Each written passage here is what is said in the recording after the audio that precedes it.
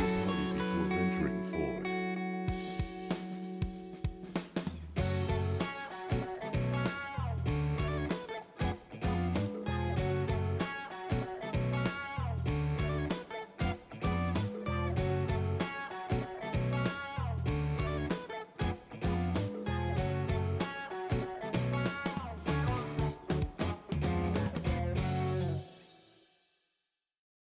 Hello, everybody. I hope you're all having a wonderful time zone, and if not, well, I hope I can make it just a little bit better.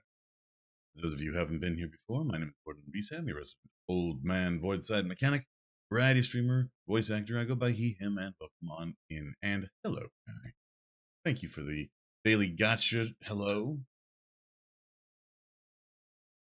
But yeah, so Leonie got the uncommon, and they were very, she was very happy to hear that you had manifested for her. So, congratulations. But yeah, so the manifesting worked. even if you yourself had to suffer. Alive.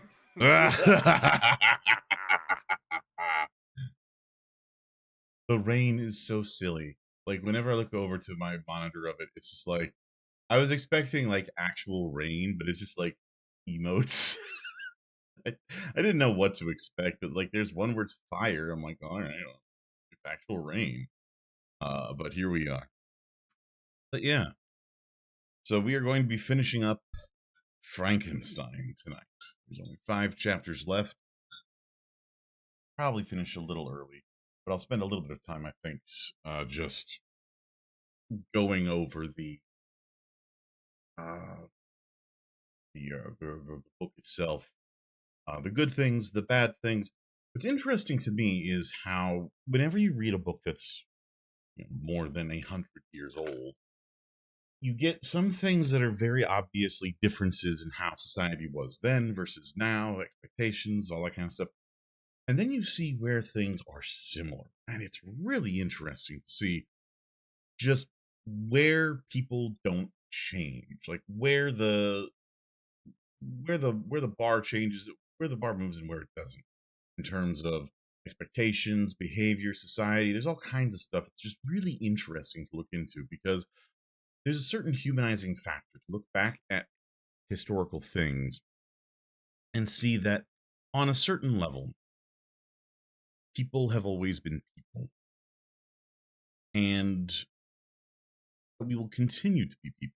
That some of the things that we expect today are kind of like modern affectations are in fact universal. And it's comforting to know that even back then, people have always had certain things that are the same. It's disheartening also to see like what things change or what things are similar, but just enough different to be a problem. So yeah, I love seeing the details of it because like when we look back at what we've read so far in the book, obviously there's some problematic sections, right? And a lot of that comes from the author not knowing things or just believing what they've been told, which is unfortunately true. When you hear about like the things that the characters are doing and the aspirations of trying to be better in certain areas and the pitfalls that they run into as a result, how similar and how recognizable some of them absolutely are. Uh, One of the case points is as I was reading it last time, there are some very strong similarities with Adam, the monster, and some philosophies that are considered to be more modern and not in a good way, like in a monstrous way. And it's interesting to see how certain aspects of human behavior were predicted accurately by this book.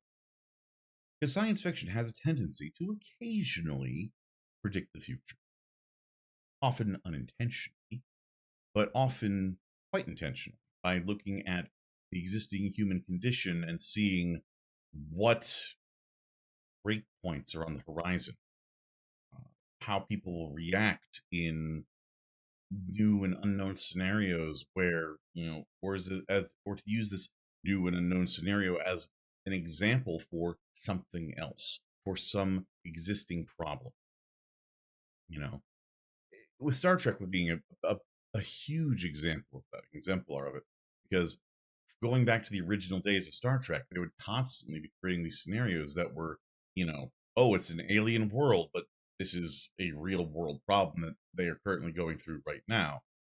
There was that one world where everyone looks like those black and white cookies, where like one side is black and the other is white, and like you know, black, black, not the skin tone that everyone calls black, but like and white as in actual powder white. And the moral of that story was, well, one group of the people is black on one side and white on the other, and the people they hate are the reversed. Like it's if they're black, if one side's black on the right side, white on the left side, the other side's white on the right side and black on the left side. That's why they hate each other. And in Star Trek, that was scathing commentary on racial conflict at the time, trying to show how ridiculous it can look when just remove 1 degree from the whole situation of, oh, you hate people because of the content of melanin in their skin. What about the like these other arbitrary but seemingly silly things that determine whether you like or dislike somebody? Um, and that's one of the things that sci-fi does really well is because you can remove existing conflicts, like just 1 degree from reality, it gets people to think about them in ways that they wouldn't have if they were just stuck in their existing viewpoint. Because if they see that as silly and then look at the existing problems, they might go, oh, yeah, that is kind of silly now that I think about it, isn't it? It's not a guaranteed thing to work, but it gets people questioning why they believe the things they believe and what purpose there is to some of these beliefs and thoughts they have in their head.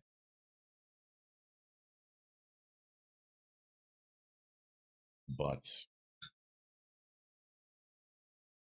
suffice to say, I think there's some very interesting connections for Frankenstein to modern, and I do mean modern issue. Are they perfect, exact parallels? No, but they definitely share enough connective tissue to make you think.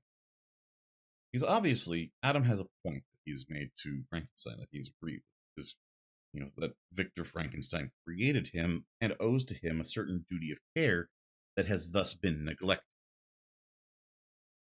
And that's without getting into the whole reason that Frankenstein made Adam in the first place, which, boy, howdy, there's some questionable choices that were made with that whole circumstance. Never minding the morality of restoring to life flesh that is dead. Uh, Moreover, flesh that is made from so many different bodies that he has sculpted into a 7 foot, 8 foot, monstrosity of the uncanny valley. And that's another thing. It may not have intended to, but it did hit upon the idea of the uncanny valley, which, like, that I'm sure that there has been thoughts about that in the past, because especially when you get to Renaissance art, there's certain levels of art where the art looks close enough to real life that it looks just off, and that's a problem. But then you have the issue of, okay, well, what about is the modern day issue if you have like robotics or CGI or something that looks just close enough to a perfect replication of an image of human, but just off. It gives you that kind of like that weird feeling of like, oh no, I don't like that. And there's this range, right?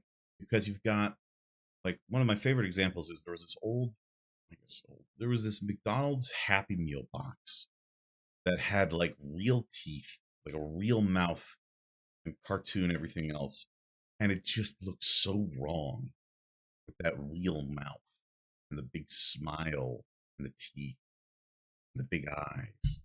It's just like, okay, I don't want to see that anymore. That just doesn't look good. That looks very uncomfortable. Why would you give this to children? What is wrong with you? Uh, and yeah, there is that point where that's obviously what's happened to it. Because like, imagine today somebody makes a robot, because obviously, like, restoring a corpse to life would be weird. But they make an 8 foot tall robot. What's supposed to be like their vision of the most ideal, perfect looking man, right? And what you get instead is something that looks like a wax figure. That, because a lot of them just, I guess that's the closest analogy is the wax sculptures, is where they just look a little bit off and they try to be as realistic as possible.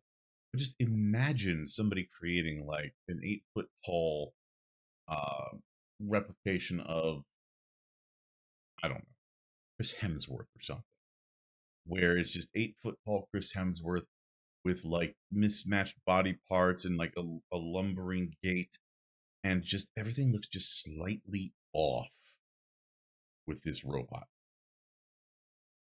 I don't even have to really like work hard to sell that to you, because if you look at pictures of robots, you get a lot of uncanny valley from the more human looking robots that they try to make, because they just don't look quite right. And that's a very real thing that we think of as only a modern day problem. But clearly, Mary Shelley back in 18, I think it was 1808, 1806, something like that, when she was writing this book, somehow that thought of the uncanny valley uh, was in her mind because it's in the book, right? And whether she was just uh, thinking of it, or if it's concept that's older than I think it is, because I think of the uncanny valley as a relatively recent concept, and within the last 50 years kind of thing. But maybe there is an example of that that goes back even further, that just we didn't have a name for, or the name didn't survive. And it'd be interesting to find out if that's the case, because what's described for Adam is that he is in the uncanny valley, that everyone who sees him feels like he is wrong. And not in the way that, like, and it could be that she was just trying to portray that he looks monstrous, right? That's a different thing. Being looking monstrous means that you look horrifying, that you are inhuman in ways that are not, but that are different, if that makes sense. Thing is, if something doesn't look human, humans are more able to sometimes kind of reconcile that. What's being described here feels more like an uncanny valley. What she might have been going for was just that he's hideous, even though he was meant to be beautiful. Because once his muscles came back to life, they kind of didn't work right. But I wonder, like, if that concept was just one that was like in the back of her head somewhere. So, something to think about. Something to think about. Regardless, let me move over and start getting ready to read in chapter. So,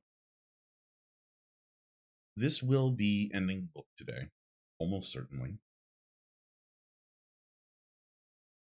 I have the first part already up on YouTube, ready to watch.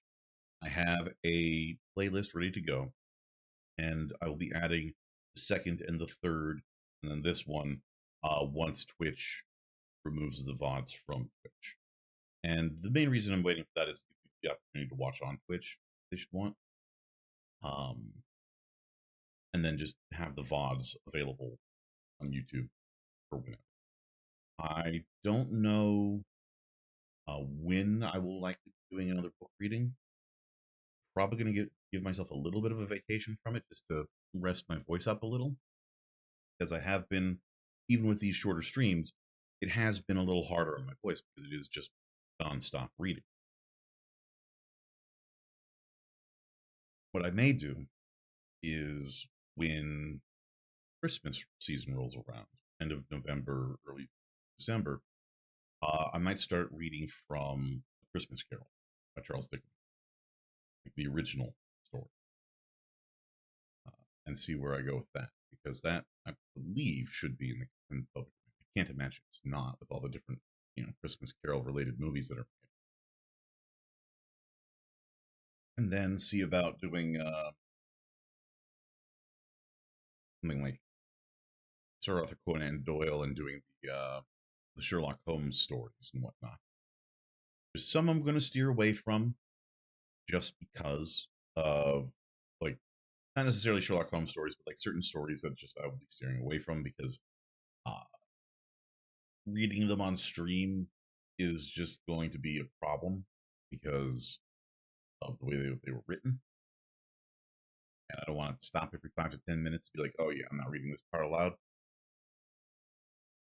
But this is the issue with public domain era stuff is that it's going to potentially have things that are not really streamable.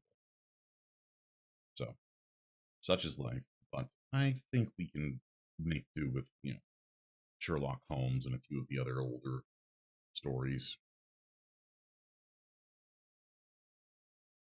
Some of them will be a little shorter. Not all of them, but some. All right. So, everyone get settled in. I have a kitty cat on my lap. Cold storm cloud. And let's get started.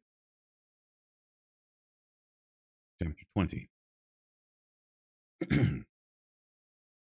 I sat one evening in my laboratory.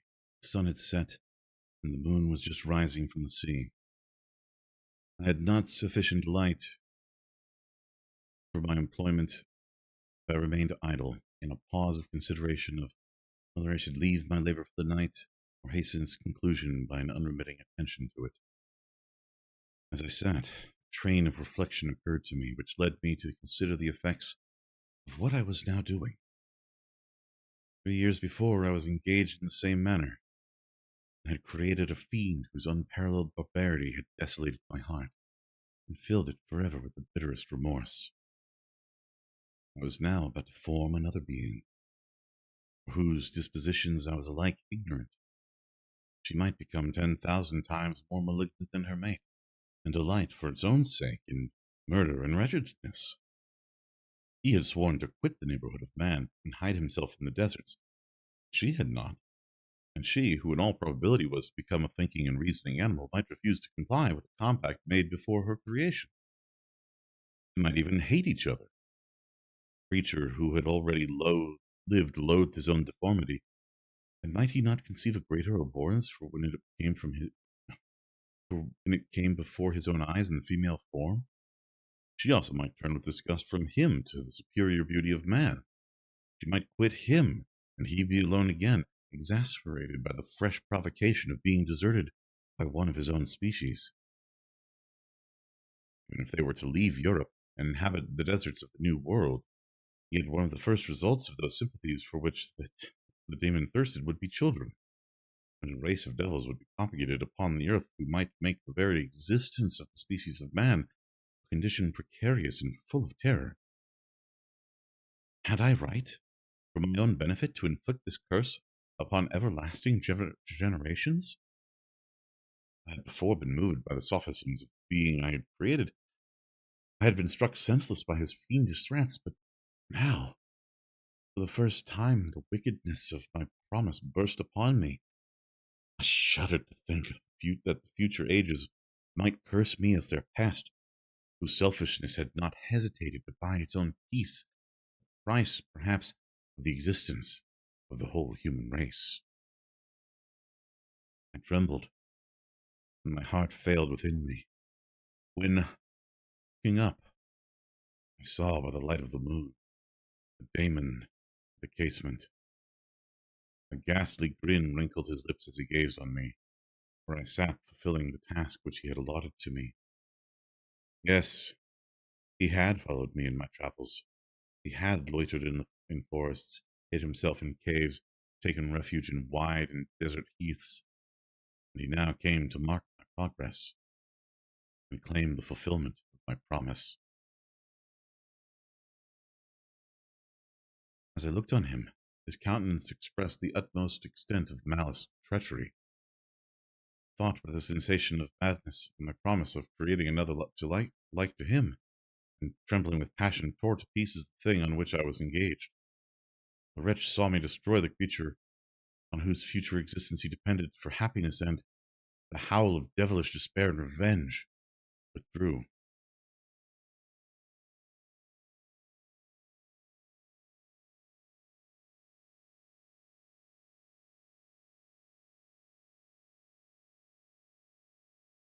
I left the room, and, locking the door, made a solemn vow in my own heart never to resume my labors.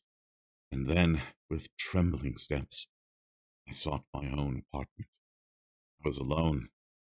None were near me to dissipate the gloom and relieve me from the sickening oppression of the most terrible reveries. Sorry. Mute myself for a second.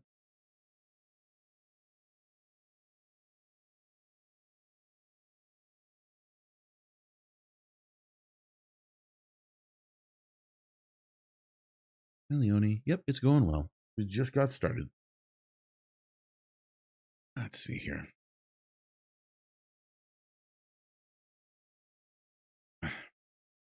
Several hours passed, and I remained near my window gazing at the sea. It was almost motionless, for the winds were hushed, and all nature reposed under the eye of the quiet moon. A few fishing vessels alone specked the water, and now and then the gentle breeze wafted the sound of voices as the fishermen called to one another. I felt the silence, although I was hardly conscious of its extreme profundity, until my ear was suddenly arrested by the paddling of oars near the shore, and a person landed close to my house. A few moments thereafter, I heard the creaking of my door, as if someone endeavored to open it softly. I trembled from head to foot. I felt a presentiment of who it was, and wished to rouse one of the peasants who dwelt in the cottage not far from mine. But I was overcome by the sensation of helplessness, and so often felt in frightful dreams, when you in vain endeavor to fly from an impending danger, and was rooted to the spot. Presently, I heard the sound of footsteps along the passage.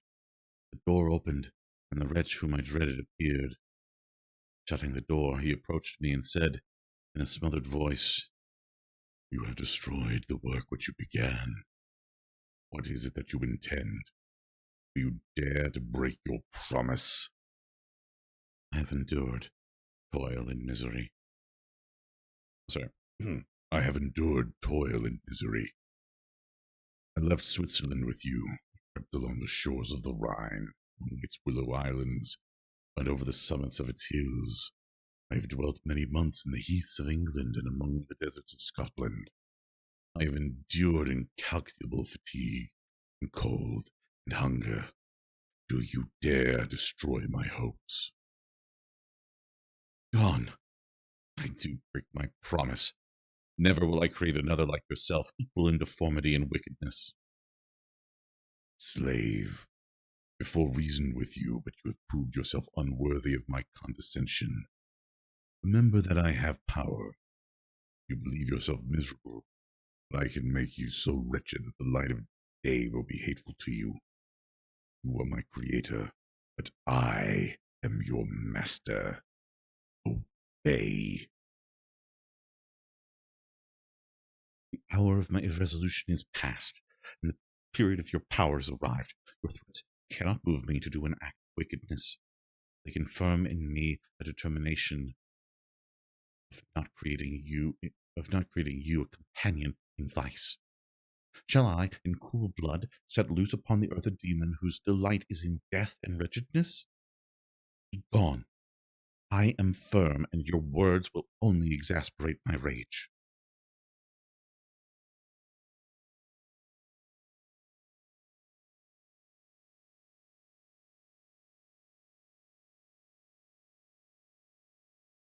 The monster saw my determination in my face and gnashed his teeth in the impotence of anger. "Shall each man," cried he, "find a wife for his bosom, and each beast have his mate, and I be alone? I had feelings of affection, and they were quieted by detestation and scorn. Man, you may hate, but beware. Your hours will pass in dread and misery, and soon the bolt will fall which which must ravish you from your happiness forever. Are you to be happy while I grovel in the intensity of my wretchedness? You can blast my other passions, but revenge remains. Revenge henceforth dearer than light or food. I may die, but first you, my tyrant and tormentor, shall curse the sun that gazes upon your misery. Beware, for I am fearless, and therefore powerful. I will watch with the wiliness of a snake, that I may sting you with its venom. Man, you shall repent of the injuries you inflict. Devil, cease, and do not poison the air with these sounds of malice. I have declared my resolution to you, and I am no coward to bend beneath words. Leave me. I am inexorable. It is well. I go. But remember, I shall be with you on your wedding night. I started forward and exclaimed, "Villain! Before you sign my death warrant, be sure that you are yourself safe." I would have seized him, but he eluded me, quitted the house with precipitation. In a few moments, I saw him in his boat, which shot across the waters with an arrowy swiftness, and was soon lost amidst the waves. All again was silent. His words rung in my ears. I burned with rage to pursue the murderer of my peace and precipitate him into the ocean. I walked up and down my room hastily and perturbed, while my imagination conjured up 1,000 images of torment to sting me. Why had I not followed him, and closed with him in mortal strife? But I had suffered him to depart. He had directed his course towards the mainland. I shuddered to think who might be the next victim sacrificed in his insatiate rage.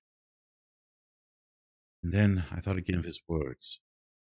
I will be with you on your wedding night.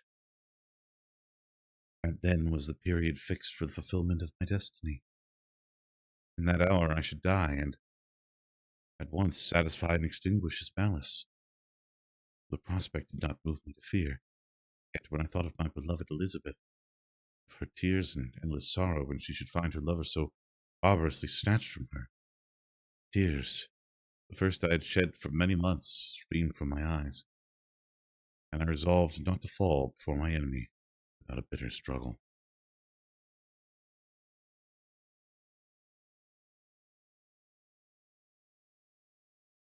The night passed away, and the sun rose from the oceans. My feelings became calmer, if it may be called calmness when the violence of rage sinks into the depths of despair. I left the house, the horrid scene of of the last night's contention, and walked on the beach of the sea, which I almost regarded as an insuperable barrier between me and my fellow creatures. Nay, a wish that such should prove the fact stole across me. I desired that I might pass my life on that barren rock, wearily, it is true, but uninterrupted by any such shock of misery. If I returned, it was to be sacrificed, or to see those whom I most loved die under the grasp of a demon whom I had myself created. I walked about the isle like a restless spectre, separated from all it loved, and miserable in the separation. When it became noon, and the sun rose higher, I lay down on the grass, and was overpowered by a deep sleep. I had been awake the whole preceding night. My nerves were agitated, and my eyes inflamed by watching and misery. The sleep into which I now sunk refreshed me, and when I awoke, I again felt as if I belonged to a race of human beings like myself, and I began to reflect upon what had passed with greater composure. Still, the words of the fiend rung in my ears like a death knell. They appeared like a dream, distinct with and oppressive as reality. The sun had far descended, and I still sat on the shore, satisfying my appetite, which had become ravenous, with an oaten cake when I saw a fishing, which had become ravenous with an oaten cake when I saw a fishing boat land close to me, and one of the men brought me a packet. It contained letters from Geneva and one from Clerval, entreating me to join him. He said that he was wearing away his time fruitlessly where he was, that letters from the friends he had formed in London desired his return to complete the negotiation they had entered into for his Indian enterprise. He could not any longer delay his departure, but as his journey to London might be followed, even sooner than now, he conjectured, by his longer voyage, he entreated me to bestow as much of my society on him as I could spare. He besought me, therefore, to leave my solitary isle, and to meet him at Perth. We might proceed southwards together. This letter, in a degree, recalled me to life, and I determined to quit my island at the expiration of 2 days. Yet, before I departed, there was a task to perform on which I shuddered to reflect. I must pack up my chemical instruments. For that purpose, I must enter the room which had been the scene of my odious work, and I must handle those utensils, the sight of which was sickening to me. The next morning, at daybreak, I summoned sufficient courage and unlocked the door of my laboratory. The remains of this half-finished creature whom I had destroyed lay scattered on the floor, and I almost felt as if I had mangled the living flesh of a human being. I paused to collect myself, and then entered the chamber. With trembling hand, I conveyed the instruments out of the room. I reflected that I ought not to leave the relics of my work to excite the horror and suspicion of the peasants, and I accordingly put them into a basket with a great quantity of stones, and, laying them up, determined to throw them into the sea that very night. And in the meantime, I sat upon the beach, employed in cleaning and arranging my chemical apparatus. Nothing could be more complete than the alteration that had taken place in my feelings since the night of the appearance of the demon. I had before regarded my promise with gloomy despair as a thing that, with whatever consequences, must be fulfilled. But I now felt as if a film had been taken from before my eyes, and that I, for the first time, saw clearly. The idea of renewing my labors did not for one instant occur to me. The threat I had heard weighed on my thoughts, but I did not reflect that a voluntary act of mine could avert it. I resolved in my own mind that to create another like the fiend I had first made would be an act of the basest and most atrocious selfishness, and I banished from my mind every thought that could lead to a different conclusion. Between 2 and 3 in the morning, the moon rose, and I then, putting my basket aboard a little skiff, sailed about 4 miles from the shore.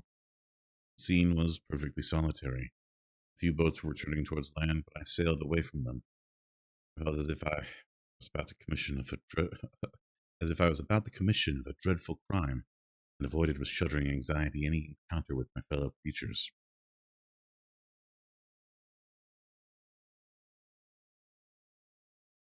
At one time the moon, which had been before clear, was suddenly overspread by a thick cloud. I took advantage of the moment of darkness, and cast my basket into the sea. I listened to the gurgling sound as it sunk, then sailed away from the spot. The sky became clouded, but the air was pure, although chilled by the northeast breeze that was then rising. It refreshed me, and it filled me with such agreeable sensations that I resolved to prolong my stay on the water. Fixing the rudder in a direct position, stretched myself at the bottom of the boat. Clouds hid the moon, everything was obscure, and I heard only the sound of the boat as its keel cut through the waves. The murmur lulled me, and in a short time I slept soundly. That's remarkably dangerous. I do not know how long I remained in the situation, but when I awoke, I found that the sun had already mounted considerably. The wind was high, and the waves continually threatened the safety of my little skiff. I found that the wind was northeast and must have driven me far from the coast from which I had embarked. I endeavored to change my course, but quickly found that, if I again made the attempt, the boat would be instantly filled with water. Thus situated, my only resource was to drive before the wind. I confess that I felt a few sensations of terror. I had no compass with me, and was so slenderly acquainted with the geography of this part of the world that the sun was of little benefit to me. I might be driven out into the wide Atlantic, and feel all the tortures of starvation, or be swallowed up in the immeasurable waters that roared and buffeted round me. I had already been out many hours, and I felt the torment of a burning thirst, prelude to my other sufferings. I looked on the heavens, which were covered by clouds that flew before the wind, only to be replaced by others. I looked upon the sea. It was to be my grave. Fiend, I exclaimed, your task is already fulfilled. I thought of Elizabeth, of my father, and of Clerval, all left behind, on whom the monster might satisfy his sanguinary and merciless passions. This idea plunged me into a reverie, so despairing and frightful that, even now, when the scene is on the point of closing before me forever, I shudder to reflect on it. Some hours passed thus, but by degrees, as the sun declined towards the horizon, and the wind died into a gentle breeze, and the sea became free from breakers, these gave place to a heavy swell. I felt sick, and hardly able to hold the rudder, when suddenly I saw a line of high land towards the south. Almost spent as I was by fatigue, and the dreadful suspense I endured for several hours, this sudden certainty of life rushed like a flood of warm joy to my heart, and tears gushed from my eyes. How mutable are our feelings, and how strange is that clinging love we have of life, even in the excess of misery. Constructed another sail with parts of my dress, and eagerly steered my course towards the land. It had a wild and rocky appearance, but as I approached nearer, I easily perceived the traces of cultivation. I saw vessels near the shore, and found myself suddenly transported back to the neighborhood of civilized man. I carefully traced the windings of the headland, and hailed a steeple which I at length saw issuing from behind a small promontory. As I was in a state of extreme debility, I resolved to sail directly towards the town as a place where I could most easily procure nourishment. Fortunately, I had money with me. As I turned the promontory, I perceived a small, neat town and good harbor, which I entered, my heart bounding with joy at my unexpected escape. As I was occupied in fixing the boat and arranging the sails, several people crowded the spot. They seemed much surprised at my appearance, but instead of offering me any assistance, whispered together with gestures that at any other time might have produced in me a slight sensation of alarm. As it was, I merely remarked that they spoke English. I therefore addressed them in that language. My good friends, said I, will you be so kind as to tell me the name of this town and inform me where I am? You will know that soon enough, replied a man with a hoarse voice. Maybe you are come to a place that will not prove much to your taste, but you will not be consulted to your quarters, I promise you. I was exceedingly surprised on receiving so rude an answer from the stranger, and was also disconcerted on perceiving the frowning and angry countenances of his companions. Why do you answer me so roughly? I replied. Surely it is not the custom of Englishmen to receive strangers so inhospitably. I do not know, said the man, what the custom of English may be, but it is the custom of the Irish to hate villains. While this strange dialogue continued, I perceived the crowd rapidly increase, their faces expressing a mixture of curiosity and anger, which annoyed in some degree alarmed me. I inquired the way to the inn, but no one replied. Then moved forward, and a murmuring sound arose from the crowd as they followed and surrounded me. When an ill-looking man approached, tapped me on the shoulder, and said, Sir, you must follow Mr. Kerwin's. give an account of yourself. Who is Mr. Kerwin? Why am I to give an account of myself? Is this not a free country? Aye, sir, free enough for honest folk. Mr. Kerwin is a magistrate, and you are to give an account of the death of a gentleman who was found murdered here last night. This answer startled me, but I presently recovered myself. I was innocent, that could easily be proved. Accordingly, I followed my conductor in silence. I was led to one of the best houses in town. I was ready to sink from fatigue and hunger, but being surrounded by a crowd, I thought it politic to rouse all my strength. No physical debility might be construed for an apprehension or conscious guilt. Little did I then expect the calamity that was in a few moments to overwhelm me, and extinguish in horror and despair all fear of ignominy or death. I must pause here. It requires all my fortitude to recall the memory of the frightful events which I am about to relate in proper detail to my recollection. End of chapter 20. Yeah, welcome in, Leonie. Welcome in, Jam. Good to see you both.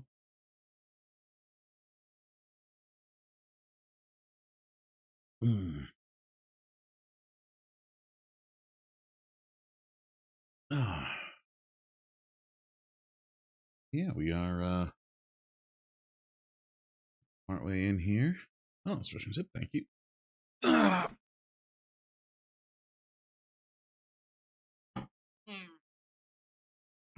There's the stretch, and here's the zip.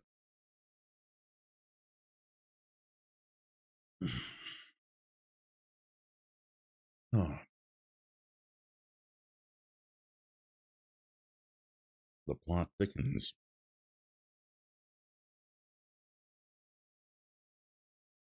Also, little tip: if you're on the ocean, you're just offshore in a boat, don't go to sleep.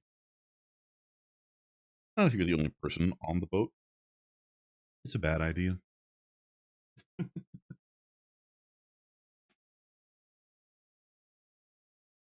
Go back to land.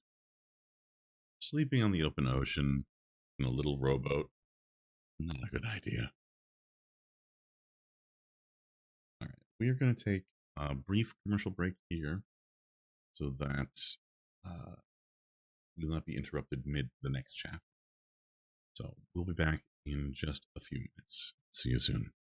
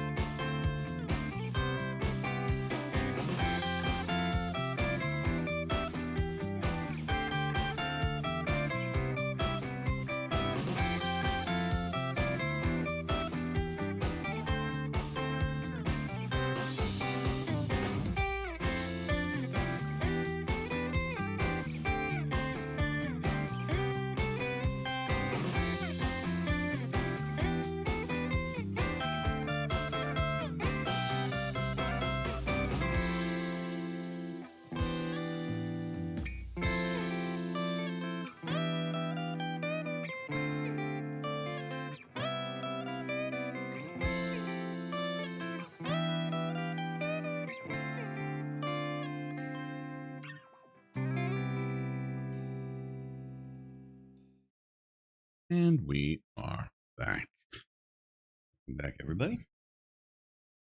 Let's see what kind of trouble old Victor's gotten himself into here. Chapter 21. I was soon introduced to the presence of the magistrate, an old, benevolent man with calm and mild manner. He looked upon me, however, with some degree of severity, and then, turning towards my conductors, he asked who appeared with witnesses on this occasion. Who appeared as witnesses on this occasion?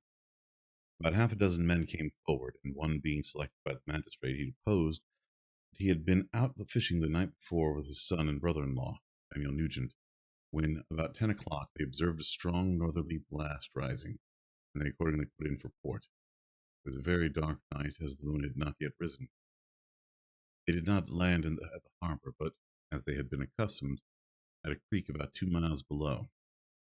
He walked on first, carrying a part of the fishing tackle. His companions followed him at some distance. As he was proceeding along the sands, he struck his foot against something and fell at his length on the ground. His companions came up to assist him, and, by the light of their lantern, they found that he had fallen on the body of a man who was, to all appearance, dead. The first supposition was that it was the corpse of some person who had been drowned and was thrown on shore by the waves, but, on examination, they found that the clothes were not wet, and even that the body was not then cold. They instantly carried it to the cottage of an old woman near the spot, and endeavored, but in vain, to restore it to life. It appeared to be a handsome young man, about 25 years of age. He had apparently been strangled. There was no sign of any violence except the black marks of fingers on his neck. The first part of this deposition did not in the least interest me, but when the mark of fingers was mentioned, I remembered the murder of my brother, and felt myself extremely agitated. My limbs trembled, and a mist came over my eyes, which obliged me to lean on the chair for support. The magistrate observed me with a keen eye, and of course drew an unfavorable augury from my manner. The son confirmed his father's account. When Daniel Nugent was called, he swore positively that, just before the fall of his companion, he saw a boat with a single man in it, at a short distance from the shore, and, as far as he could judge by the light of a few stars, it was the same boat in which I had just landed.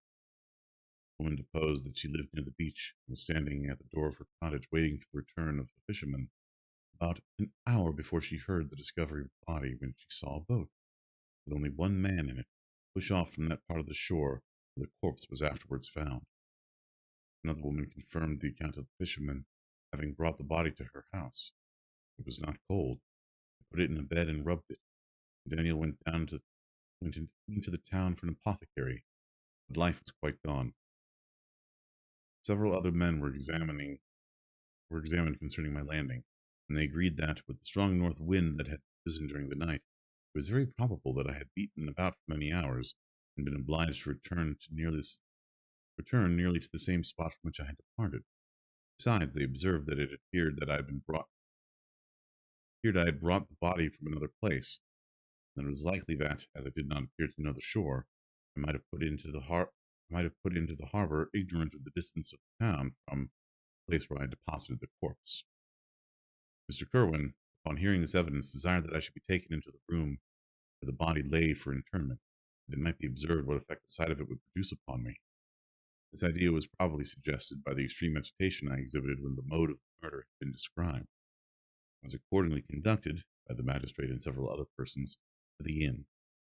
I could not help being struck by the strange coincidences that had taken place during this eventful night, but knowing that I had been conversing with several persons in the island I had inhabited about the time that the body should have been found, perfectly tranquil as to the consequences of the affair, I entered the room where the corpse lay, and was led up to the coffin. How can I describe my sensations on beholding it? I felt parched with horror, feel yet parched with horror, nor can I reflect on that terrible moment without shuddering and agony. The examination, the presence of the magistrate and witnesses, passed like a dream from my memory, when I saw the lifeless form of Henry Clerval stretched before me. I gasped for breath, and throwing myself on the body, I exclaimed, "My murderous machinations deprived you also, my dearest Henry, of life. Two I have already destroyed. The victims await their destiny, but you, Clerval, my friend and my benefactor, human frame, could no longer support the agonies that I endured, and I was carried out of the room in strong convulsions. A fever succeeded to this. I lay for 2 months on the point of death. My ravings, as I afterwards heard, were frightful. I called myself the murderer of William, Justine, and of Clerval.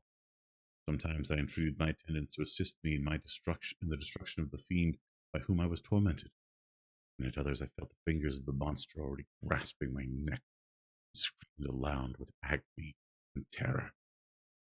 Fortunately, as I spoke my native language, Mr. Kerwin alone understood me. My gestures and bitter cries were sufficient to affright the other witnesses. Why did I not die? More miserable than man ever before. Why did I not sink into forgetfulness and rest? Death snatches away many blooming children, the only hopes of their doting parents. How many brides and youthful lovers have been one day in the bloom of health and hope, and the next day a prey for worms in the decay of the tomb? Of what materials was I made that I could thus resist so many shocks, which, like the turning of the wheel, continually renewed the torture? I was doomed to live. In 2 months, I found myself awakening from a dream in a prison, stretched on a wretched bed, surrounded by jailers, turnkeys, bolts, and all the miserable apparatus of a dungeon. It was morning, I remember, when I thus awoke to understanding. I had forgotten the particulars of what had happened, and only felt as if some great misfortune had suddenly overwhelmed me. When I looked around and saw the barred windows and the squalidness of the room in which I was,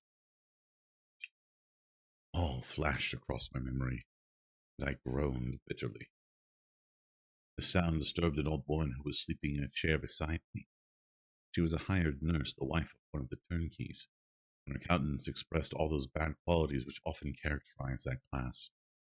The lines of her face were hard and rude, like that of persons accustomed to see without sympathizing in sights and misery. Her tone expressed her entire indifference. She addressed me in English, and the voice struck me as one that I had heard during my sufferings. "Are you better now, sir?" said she. I replied in the same language with a feeble voice. "I believe I am, but it be all true. Indeed, I did not dream. I am sorry that I am still alive to feel this misery and horror." "For that matter," replied the old woman, "if you mean about the gentleman you murdered, I believe that it were better for you if you were dead, for I fancy it will go hard with you.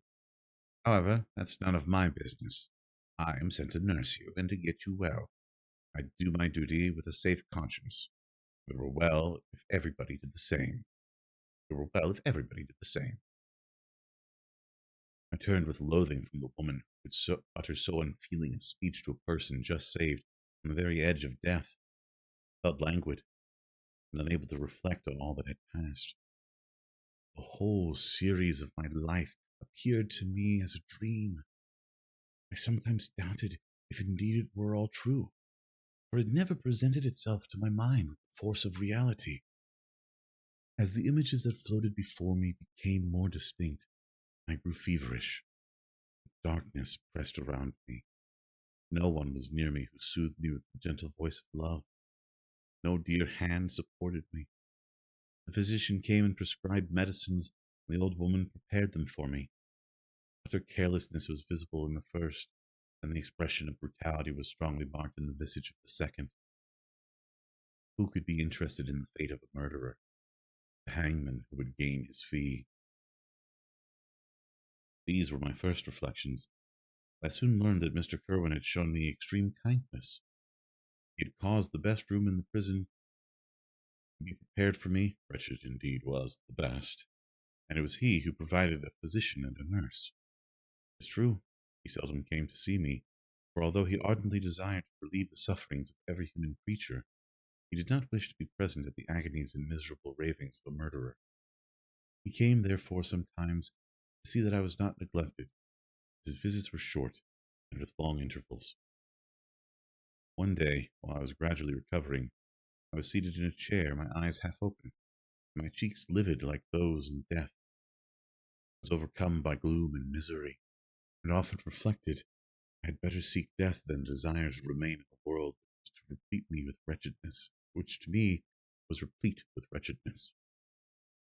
At one time I considered whether I should not declare myself guilty and suffer the penalty of law, less innocent than poor Justine had been. Such were my thoughts when the door of my apartment was opened and Mr. Kerwin entered. His countenance expressed sympathy and compassion. He drew a chair close to mine and addressed me in French. I fear that this place is very shocking to you. Can I do anything to make you more comfortable? I thank you, but all that you mention is nothing to me.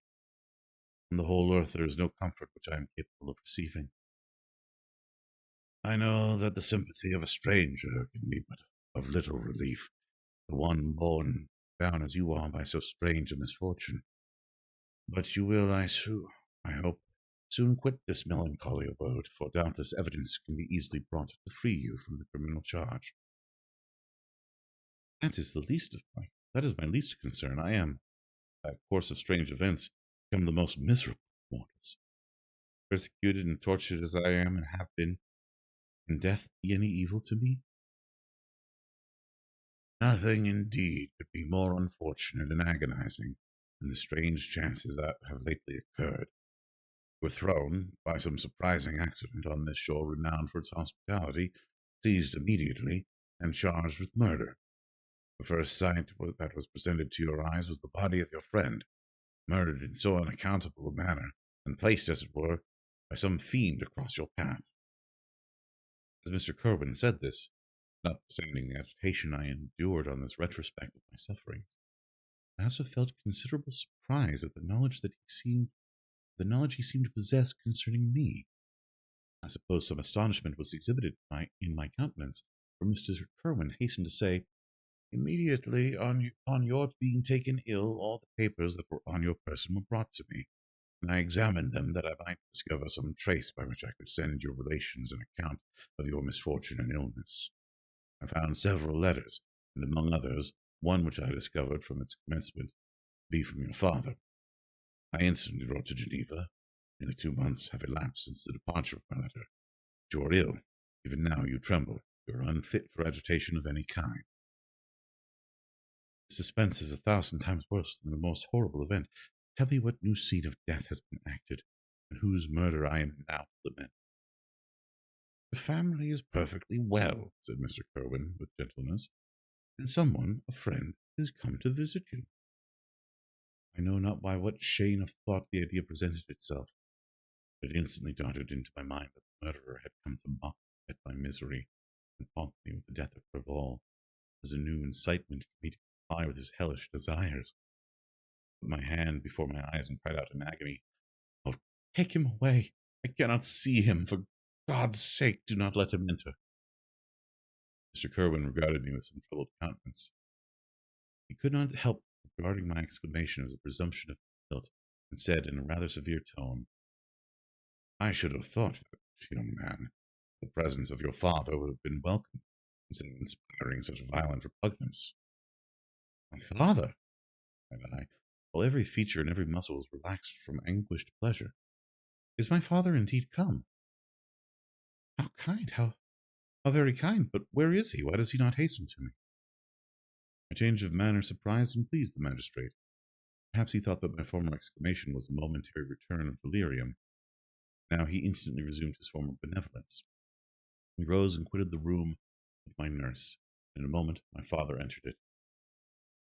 Nothing at this moment could have given me greater pleasure than the arrival of my father. I stretched out my hand to him and cried, "Are you safe? And Elizabeth and Ernest?" My father calmed me with assurances of their welfare, and endeavored, by dwelling on these subjects so interesting to me, my heart, to raise my desponding spirits.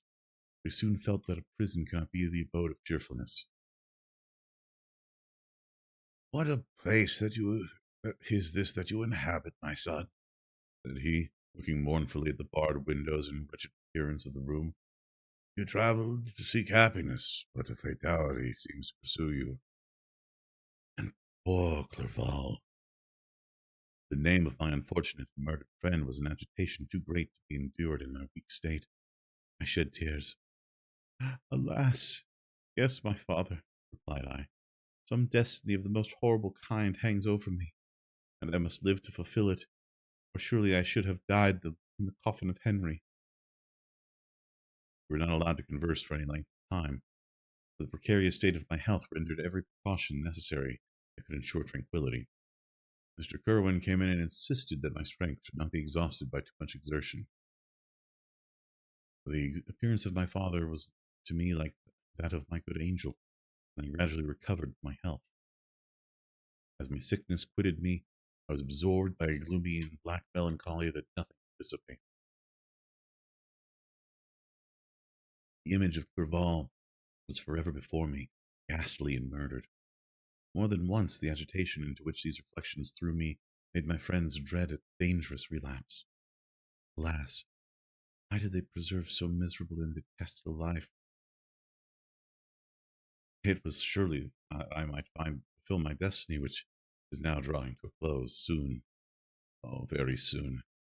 Will death extinguish these throbbings and relieve me from the mighty weight of anguish that bears me to the dust?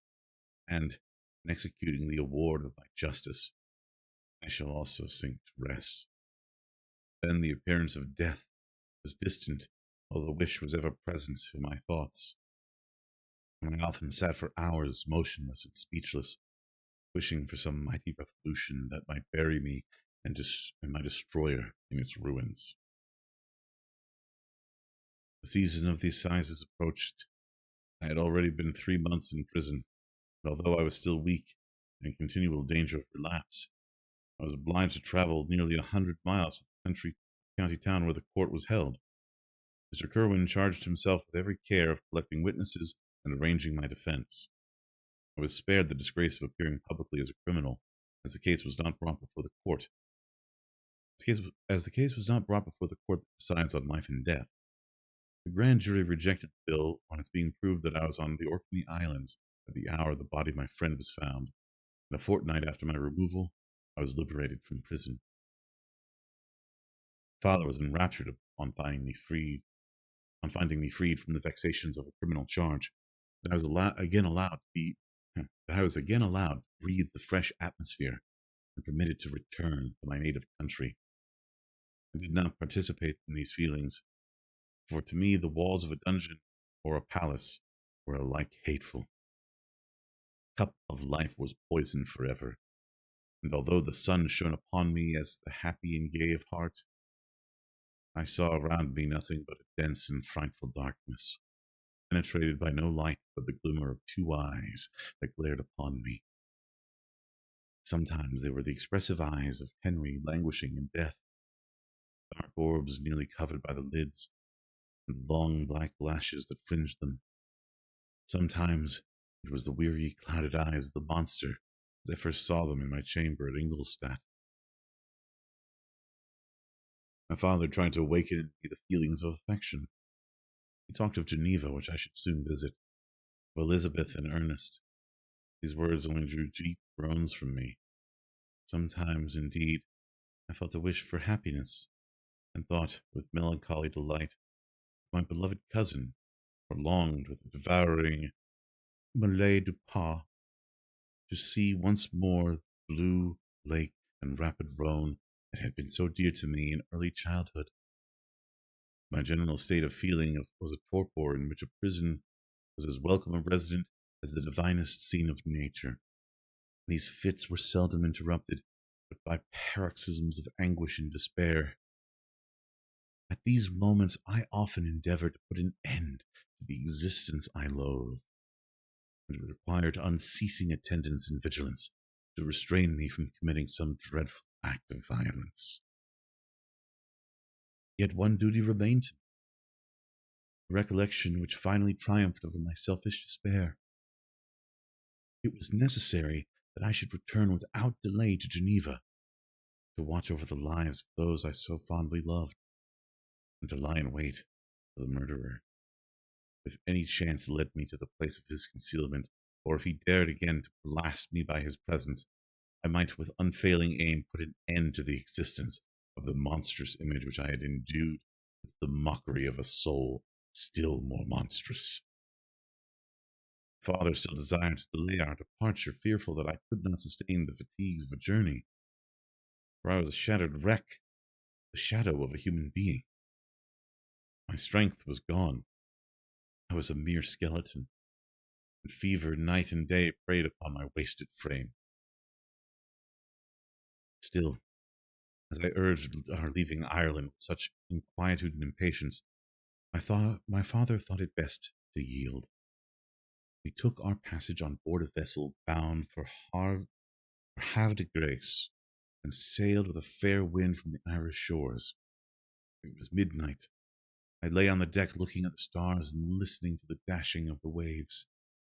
I hailed the darkness that shut Ireland from my sight. My pulse beat with a feverish joy when I reflected that I should soon see Geneva. The past appeared to me in the light of a frightful dream, yet the vessel in which I was, the wind that blew me from the detested shore of Ireland, and the sea which surrounded me told me too forcibly that I was deceived by no vision. That Clerval, my friend and dearest companion, had fallen a victim to me and the monster of my creation. For it passed in my memory my whole life, my quiet happiness while residing with my family in Geneva, death of my mother, and my departure for Ingolstadt, remembered shuddering the mad enthusiasm that hurried me on to the creation of my hideous enemy, and I called to mind the night in which he first lived. I was unable to pursue the chain of thought. 1,000 feelings pressed upon me, and I wept bitterly.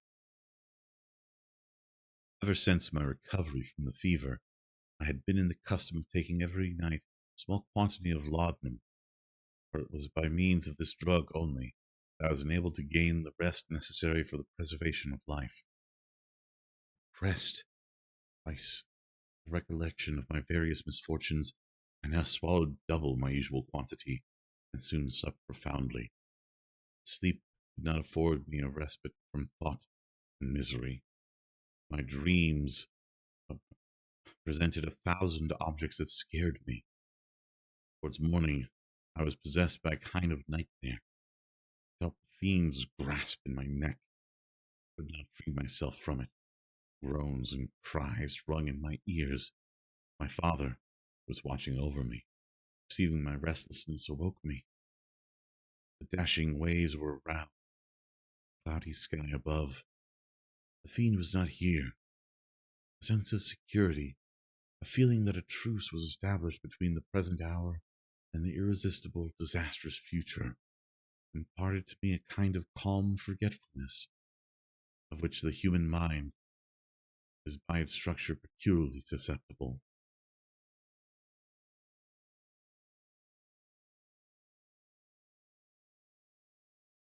So laudanum, um, laudanum is an old uh, medicine, which is 10% powdered opium by weight. Um, it's it's a hell of a drug.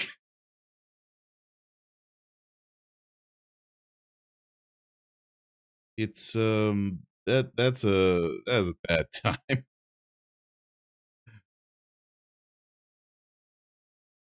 That is he is getting he's got the good stuff as it were, but it's not that good. I'm reminded of when the Amnesia game came out, and they had laudanum as like the medical thing that would heal your wounds if you got hurt. And I'm just like, oh boy, that's a deep cut.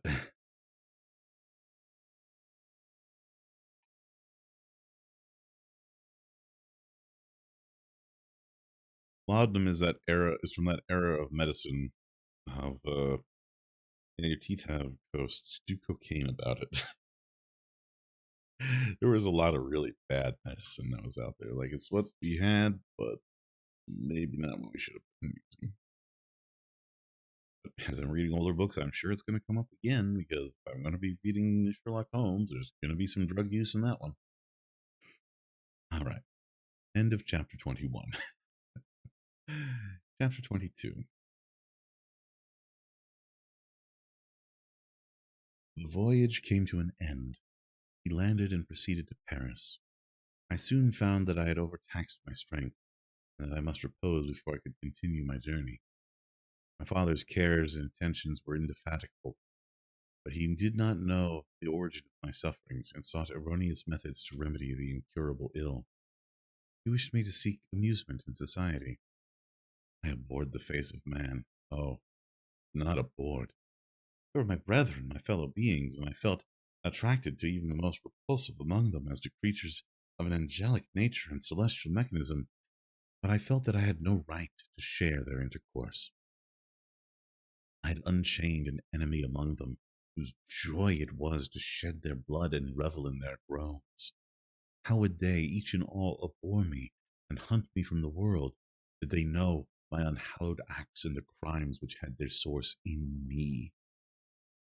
My father yielded at length to my desire to avoid society, and strove by various arguments to banish my despair. Sometimes he thought that I felt deeply the degradation of being obliged to answer a charge of murder, and he endeavored to prove me to me the futility of crime. Alas, my father, said I, how little do you know me. Human beings, their feelings and passions would indeed be degraded if such a wretch as I felt pride.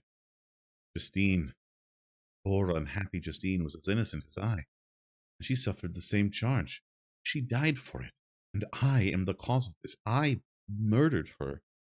William, Justine, and Henry, they all died by my hands.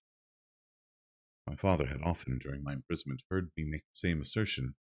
When I thus accused myself, he sometimes seemed to desire an explanation, and at others he appeared to consider it as the offspring of delirium, and that during my illness some idea of this kind had presented itself to my imagination, the remembrance of which I had preserved in my convalescence. I avoided explanation, and maintained a continual silence concerning the wretch I had created.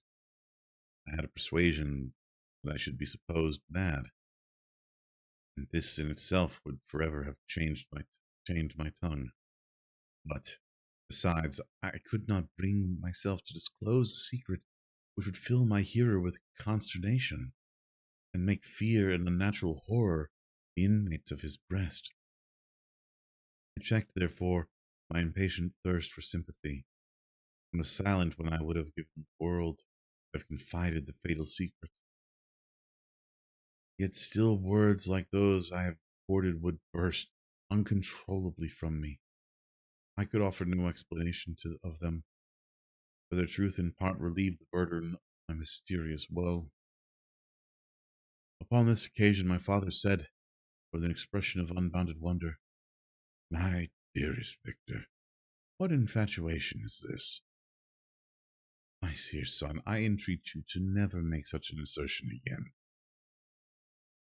"I am not mad," I cried energetically. "The sun and the heavens who have viewed my operations can bear witness of my truth. I am the assassin of those most innocent victims. They died of my machinations. 1,000 times would I have shed my own blood drop by drop to have saved their lives, but I could not, my father. Indeed, I could not sacrifice the whole human race." The conclusion of this speech convinced my father that my ideas were deranged, and he instantly changed the subject of our conversation and endeavored to alter the course of my thoughts.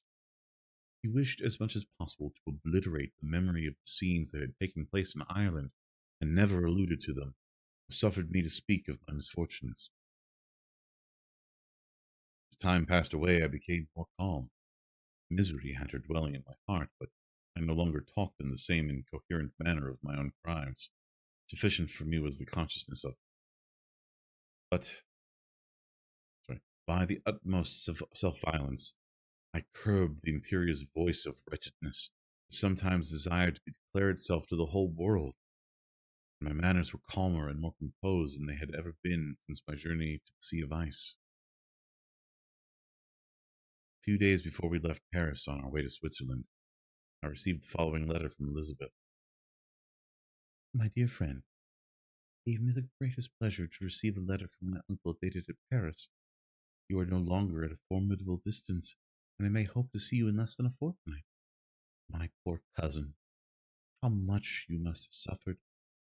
I expect to see you looking even more ill than when you quitted Geneva. This winter has been passed most miserably, tortured as I have been by anxious suspense. Yet I hope to see peace in your countenance, and to find that your heart is not totally void of comfort and tranquillity. Yet I fear the same feelings now exist that made you so miserable a year ago, perhaps even augmented by time.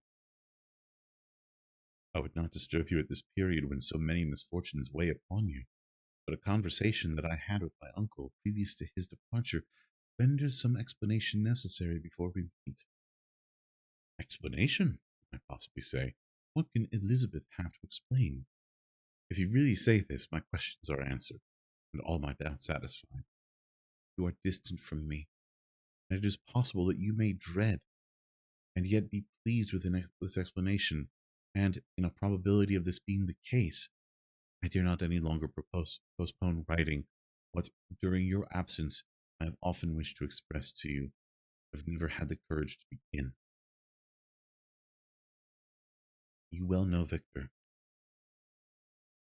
that our union had been the favored plan of your parents ever since our infancy. We were told this when young, and taught to look forward to it as an event that would certainly take place. We were affectionate playfellows during childhood, and I believe we were invalued friends to one another as we grew older. But as brother and sister often retain lively affection towards each other without desiring a more intimate union, may not such also be our case? Tell me, dearest Victor, answer me, I conjure you, by our mutual happiness with simple truth. Do you not love another? You have travelled. You have spent several years of your life at Ingolstadt, and I confess to you, my friend, that when I saw you last autumn so unhappy, flying to solitude from the society of every creature, I could not help supposing that you might regret our connection, and believe yourself bound in honour to fulfil the wishes of your parents, although they oppose themselves to your inclinations. But this is false reasoning. I confess to you, my friend, that I love you, and that in my airy dreams of futurity, you have been my constant friend and companion. But it is your happiness I desire as well as my own when I declare to you that our marriage would render me eternally miserable unless it were the dictate of your own free choice. Even now, I weep to think that, borne down as you are by the cruelest misfortunes, you may stifle, by the word honor, all hope of that love and happiness that would alone restore you to yourself. I, who have so disinterested an affection for you, may increase your miseries tenfold, being an obstacle to your wishes. Ah, Victor, be assured that your cousin and playmate has too sincere a love for you not to be made miserable by this not to be made miserable by this supposition. Be happy, my friend, and if you obey me in this one request, remain satisfied that nothing on earth will have the power to interrupt my tranquillity. Do not let this letter disturb you. Do not answer tomorrow or the next day, or even until you come. It will give you pain. My uncle will send news of your health, and if I see but one smile on your lips when we meet, occasioned by this or any other exertion of mine, I shall need no other happiness. Elizabeth Lavenza, Geneva, May 18th, 17XX.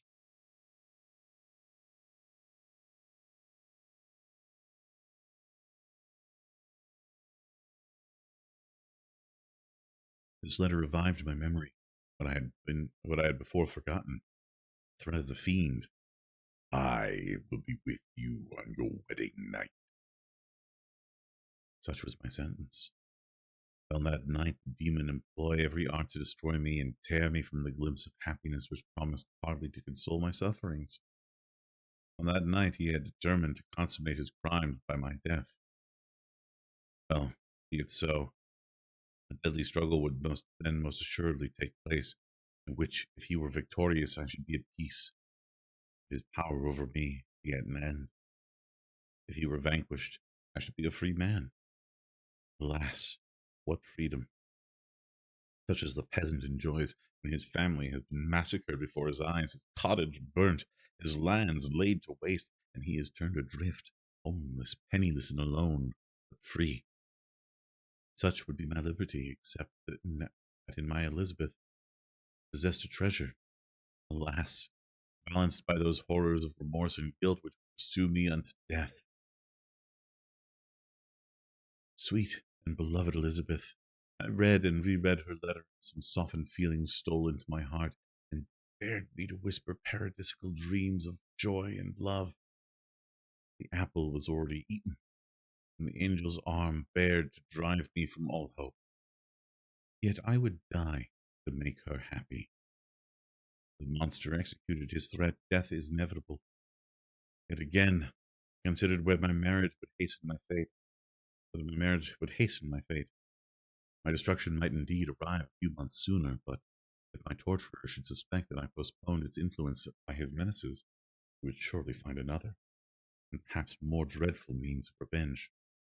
He had vowed to be with me on my wedding night, yet he did not consider that threat as binding him to peace in the meantime, for, as if to show me that he was not yet satiated with blood, he had murdered Clerval immediately after the enunciation of his threats. I resolved, therefore, that if my immediate union with my cousin would conduce either to hers or my father's happiness, my adversary's designs against my life should not slow it a single hour. In this state of mind, I wrote to Elizabeth. My letter was calm and affectionate. I fear, my beloved girl, I said, little happiness remains for us on earth. Yet all that I may one day enjoy is centered in you. Chase away your idle fears. To you alone do I consecrate my life and my endeavors for contentment. I have one secret, Elizabeth, a dreadful one. When revealed to you, it will chill your frame with horror, and then, far from being surprised at my misery, you will only wonder that I survived what I had endured. I'll confide this tale of misery and terror to you the day after our marriage shall take place. For, my sweet cousin, there must be perfect confidence between us. But until then, I conjure you, do not mention or allude to it. This I most earnestly entreat, and I know you will comply. In about a week after the arrival of Elizabeth's letter, we returned to Geneva. The sweet girl welcomed me with warm affection, yet tears were in her eyes as she beheld my emaciated frame and feverish cheeks. I saw a change in her also. She was thinner and had lost much of that heavenly vivacity that had before charmed me. Her gentleness and soft looks of compassion made her a more fit companion for one blasted and miserable as I was. Tranquillity which I now enjoyed did not endure. Memory brought madness with it, and when I thought of what had passed, a real insanity possessed me. Sometimes I was furious and burnt with rage, sometimes low and despondent. I neither spoke nor looked at anyone, but sat motionless, bewildered by the multitude of miseries that overcame me. Elizabeth alone had the power to draw me from these fits. Her gentle voice would soothe me when transported by passion, and inspire me with human feelings when sunk into torpor. She wept with me and for me. When reason returned, she would remonstrate and endeavor to inspire me with resignation. Ah, it is well for the unfortunate to be resigned. For the guilty, there is no peace. The agonies of remorse poison the luxury there is otherwise sometimes found in indulging the excess of grief. Soon after my arrival, my father spoke of my immediate marriage with Elizabeth. I remained silent. Have you then some other attachment? None on earth. I love Elizabeth and look forward to our union with delight. Let the day therefore be fixed, and on it I will consecrate myself in life or death, the happiness of my cousin. My dear Victor, do not speak thus. Heavy misfortunes have befallen us, but let us only cling closer to what remains, and transfer our love for those whom we have lost, those who yet live. Our circle will be small, but bound close by the ties of affection and mutual misfortune. And when time shall have softened your despair, new and dear objects of care will be born to replace those of whom we have been so cruelly deprived.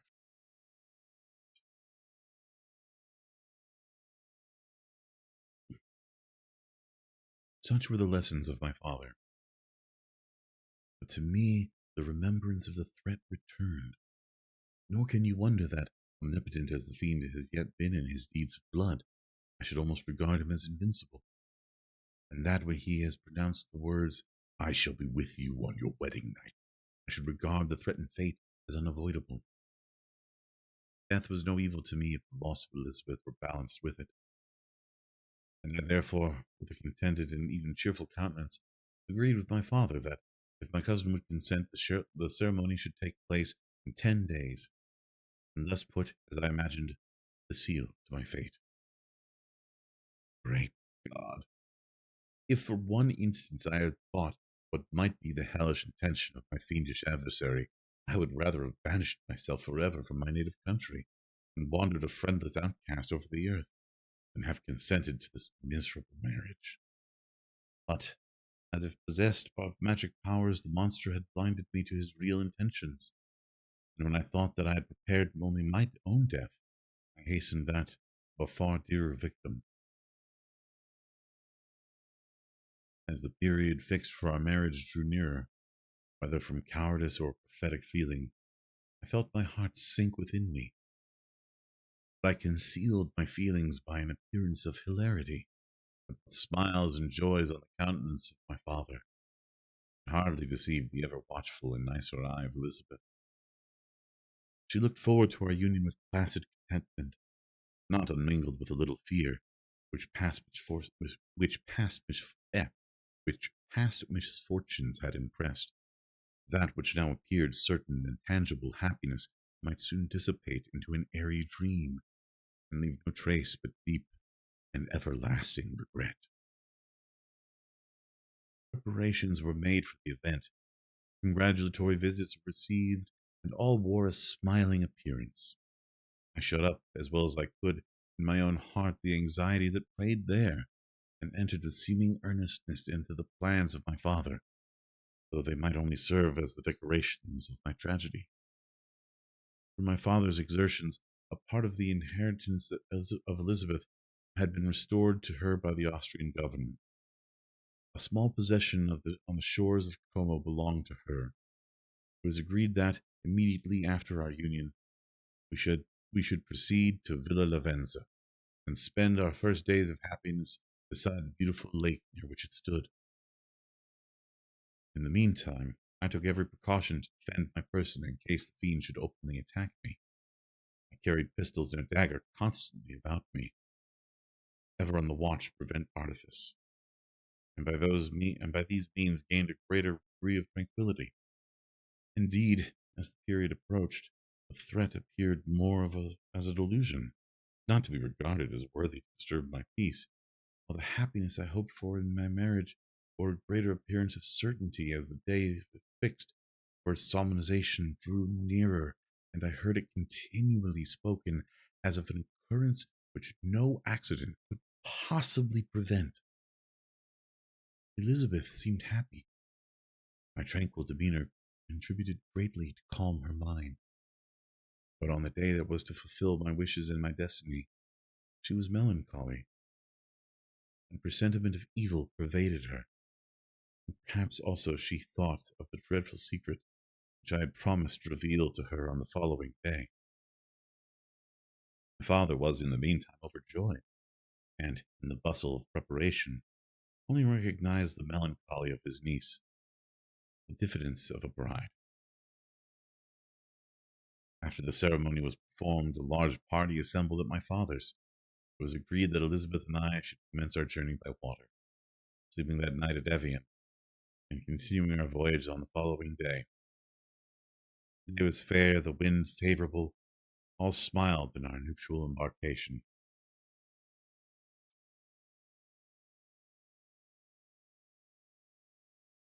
Those were the last moments of my life during which I enjoyed the feeling of happiness. We passed rapidly along.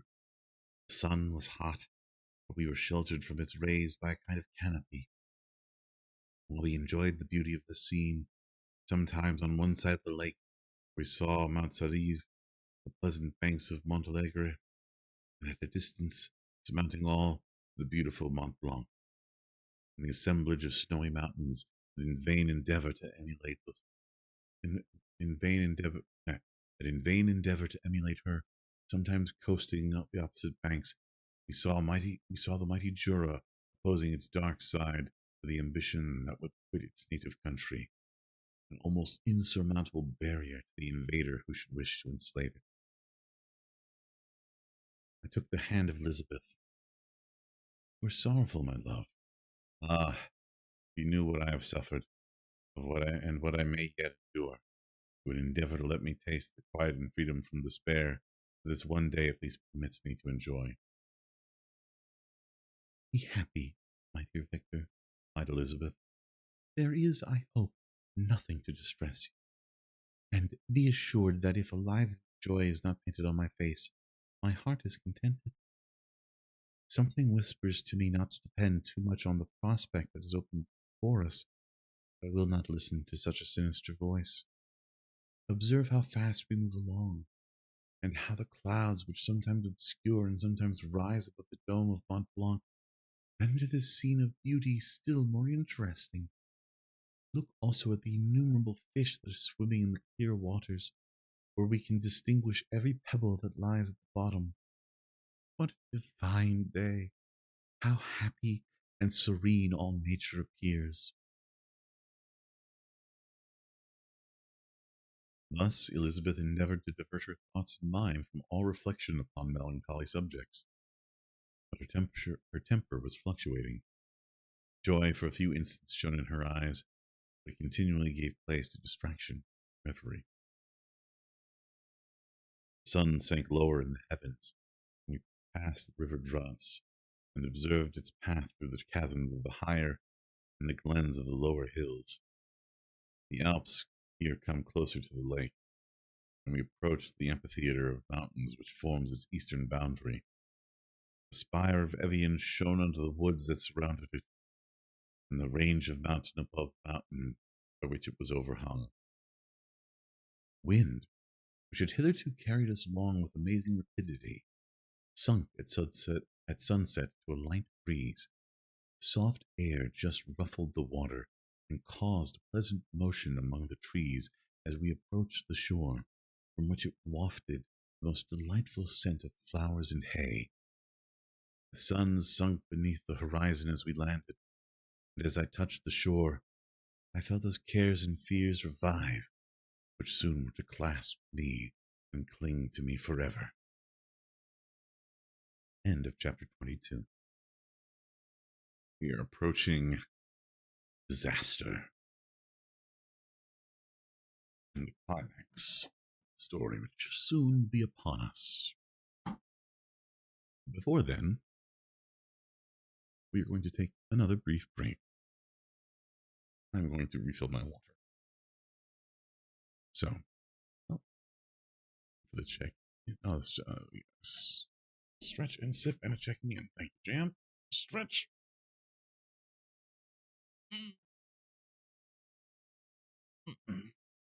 And sip. And I will see you all in just a few minutes.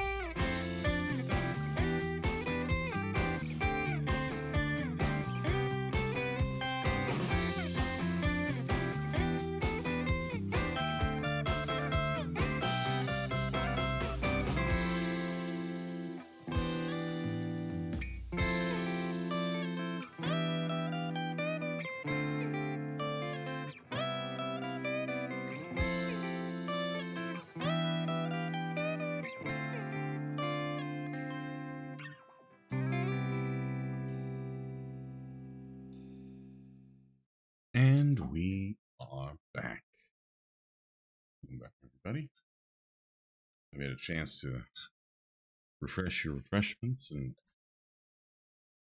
take care of whatever needs you had to deal with. You're about to get started. Chapter 23. So let me take a look at this real quick. That's a very cool salute. Finish the jam. All right. Chapter 23. Almost at the end.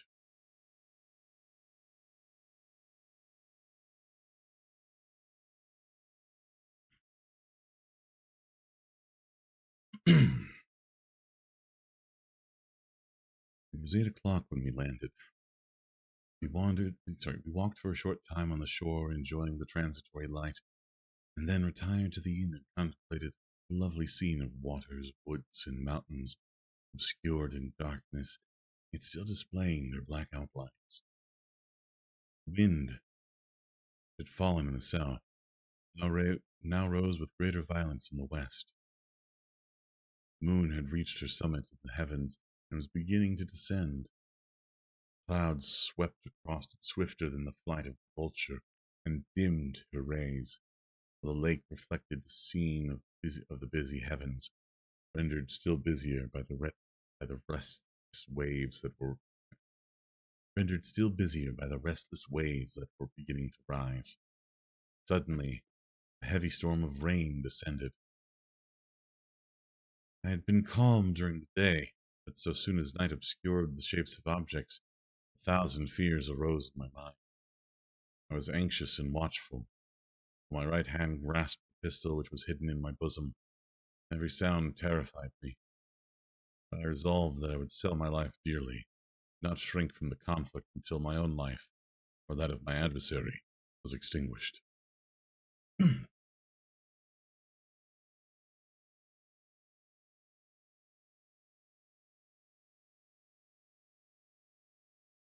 Elizabeth observed my agitation for some time in timid and fearful silence.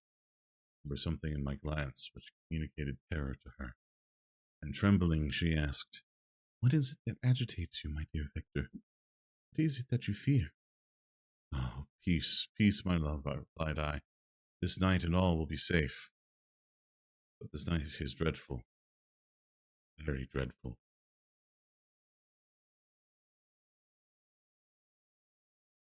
I passed an hour in this state of mind, and suddenly I reflected on how fearful the combat which I momentarily expected would be to my wife. I earnestly entreated her to retire, resolving not to join her until I had obtained some knowledge as to the situation of my enemy.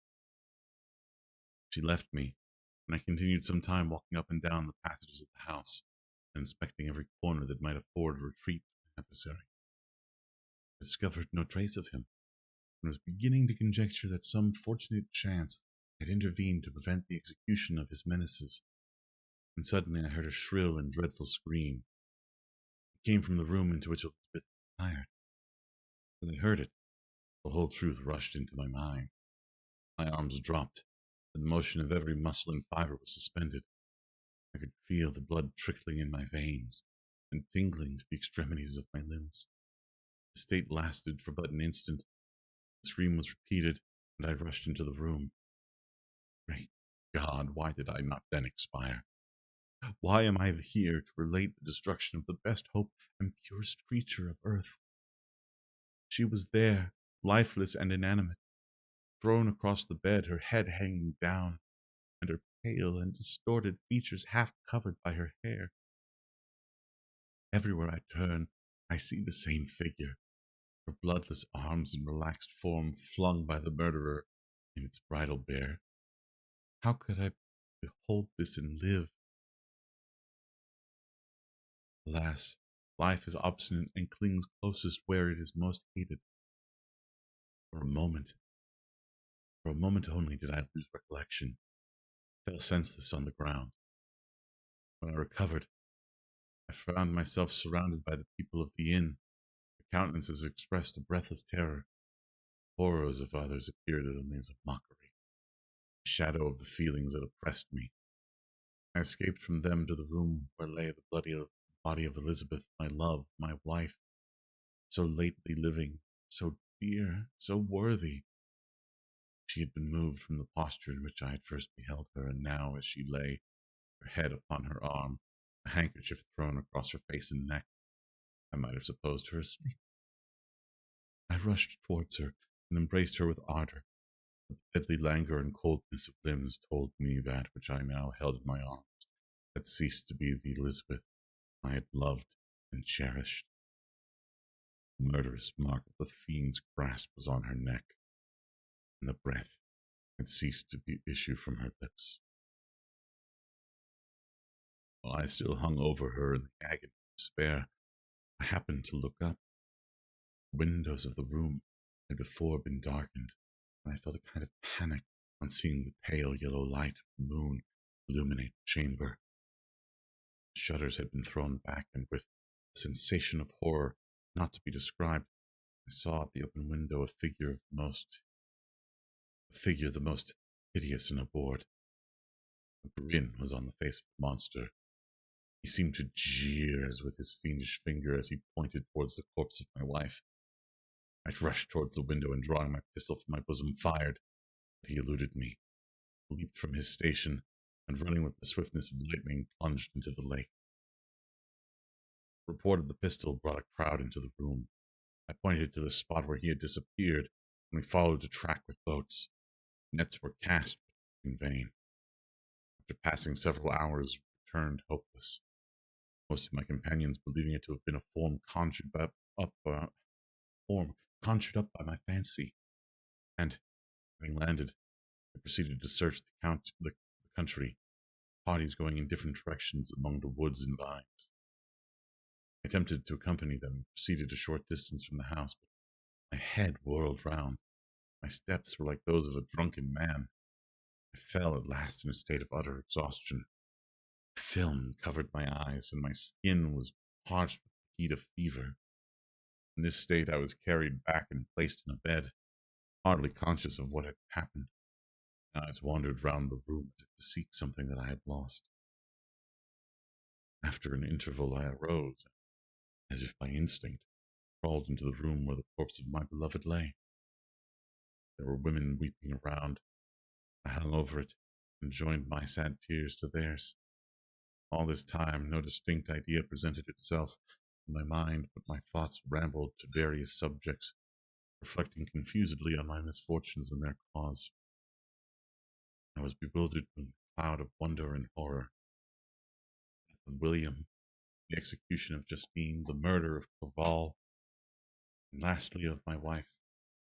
Even at that moment I knew not only that remaining friends were safe, I knew not that only remaining friends were safe from the malignity of this fiend. My father even now might be writhing under his grasp, and Ernest might be dead at his feet. This idea made me shudder and recalled me to action. I started up and resolved to return to Geneva with all possible speed. There were no horses to be procured, and I must return by the lake. The wind was unfavorable, and the rain fell in torrents. However, it was hardly morning, and I might reasonably hope to arrive by night. I hired men to row, and took an oar myself, for I had always experienced relief from mental torment in bodily exercise. The overflowing misery I now felt, and the excess of agitation that I endured, rendered me incapable of any exertion. I threw down the oar, and leaning my head upon my hands, gave way to every gloomy idea that arose. If I looked up, I saw the scenes which were familiar to me in my happier time, and which I had contemplated but the day before in the company of her who was now a shadow in recollection. Tears streamed from my eyes. Rain had ceased for a moment, and I saw the fish play in the waters as they had done a few hours before. They had then been observed by Elizabeth. Nothing is so painful to the human mind as a great sudden change. The sun might shine or the clouds might lower, but nothing could appear to me as it had done the day before. A fiend had snatched from me every hope of future happiness. No creature had ever been so miserable as I was. So frightful an event is single in the history of man. Why should I dwell upon the incidents that followed this last overwhelming event? Mine has been a tale of horrors. I have reached their acme, and what I must now relate can but be tedious to you. Know that one by one my friends were snatched away. I was left desolate. My own strength is exhausted, and I must tell in a few words what remains of my hideous narration. I arrived at Geneva. My father and Ernest yet lived, but the former sunk under the tidings that I bore. I see him now, excellent and venerable old man. His eyes wandered in vacancy, for they had lost their charm and their delight. His Elizabeth, his moorland daughter, who he doted on with all that affection which a man feels, who in the decline of his life, having few affections, clings to more earnestly than to those that remain. Cursed, cursed be the fiend that brought misery on his grey hairs and doomed him to waste and wretchedness. Could not live under the horrors that were accumulated around him, and springs of existence suddenly gave way. He was unable to rise from his bed, and in a few days he died in my arms. What then became of me? I know not. I lost sensation, and chains and darkness were the only objects that pressed upon me. Sometimes, indeed, I dreamt that I wandered in flowery meadows and pleasant vales with the friends of my youth. But I awoke and found myself in a dungeon. Melancholy followed. By degrees I gained a clear conception of my miseries and situation. I was then released from my prison. They had called me mad, and during many months, as I understood, a solitary cell had been my habitation. Liberty, however, been a useless gift to me had I not, as I awakened to reason at the same time, awakened to revenge. As the memory of past misfortunes pressed upon me, I began to reflect on their cause. The monster whom I had created, the miserable daemon whom I had sent abroad into the world for my destruction. I was possessed by a maddening rage when I thought of him, and desired and ardently prayed that I might have him within my grasp to wreak a great and single revenge upon his cursed head.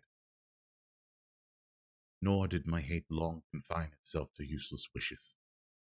I began to reflect on the best means of securing him.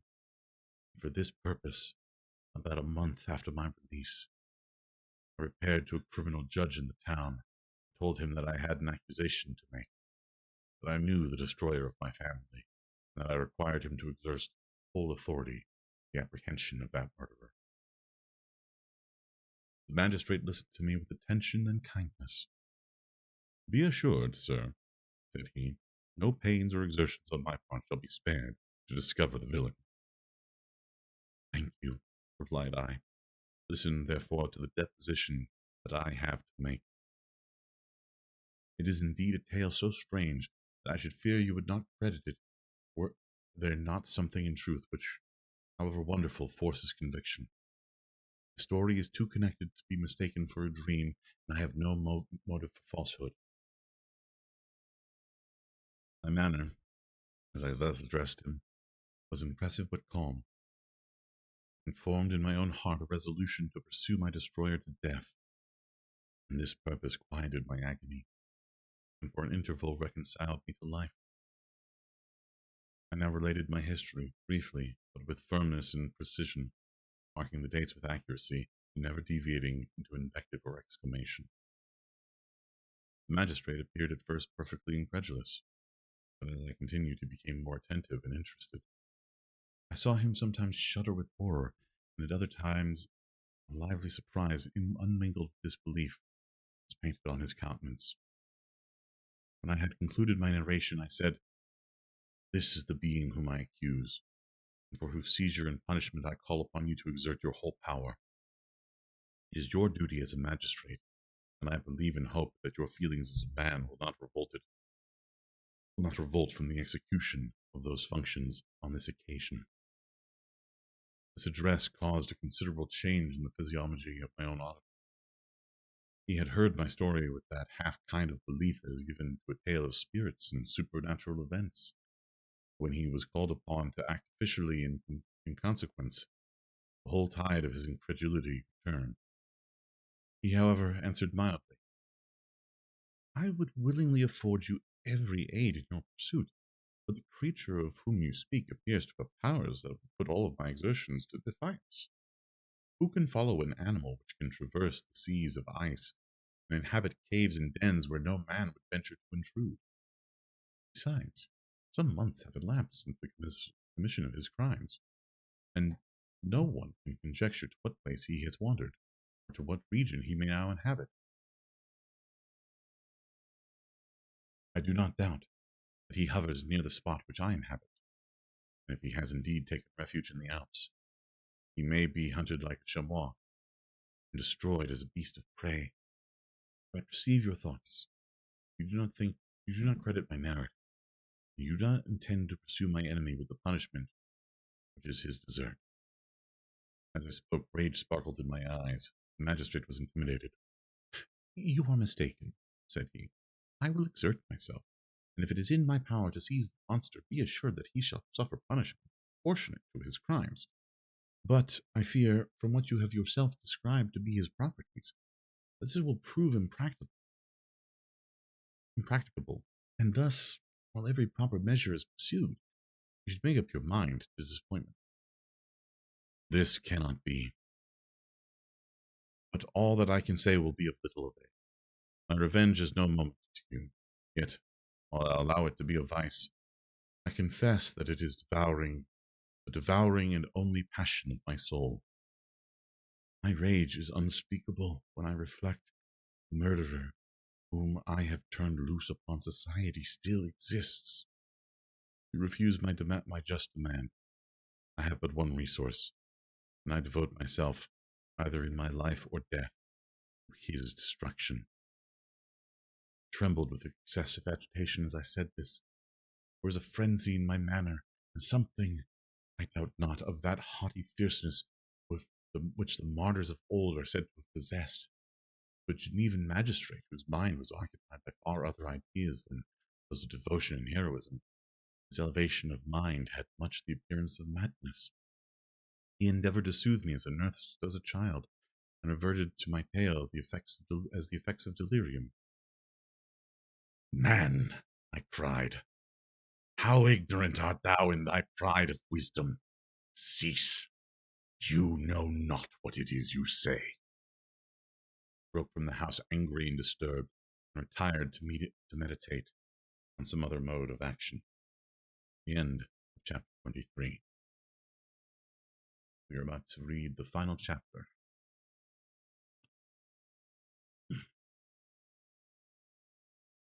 of Frankenstein.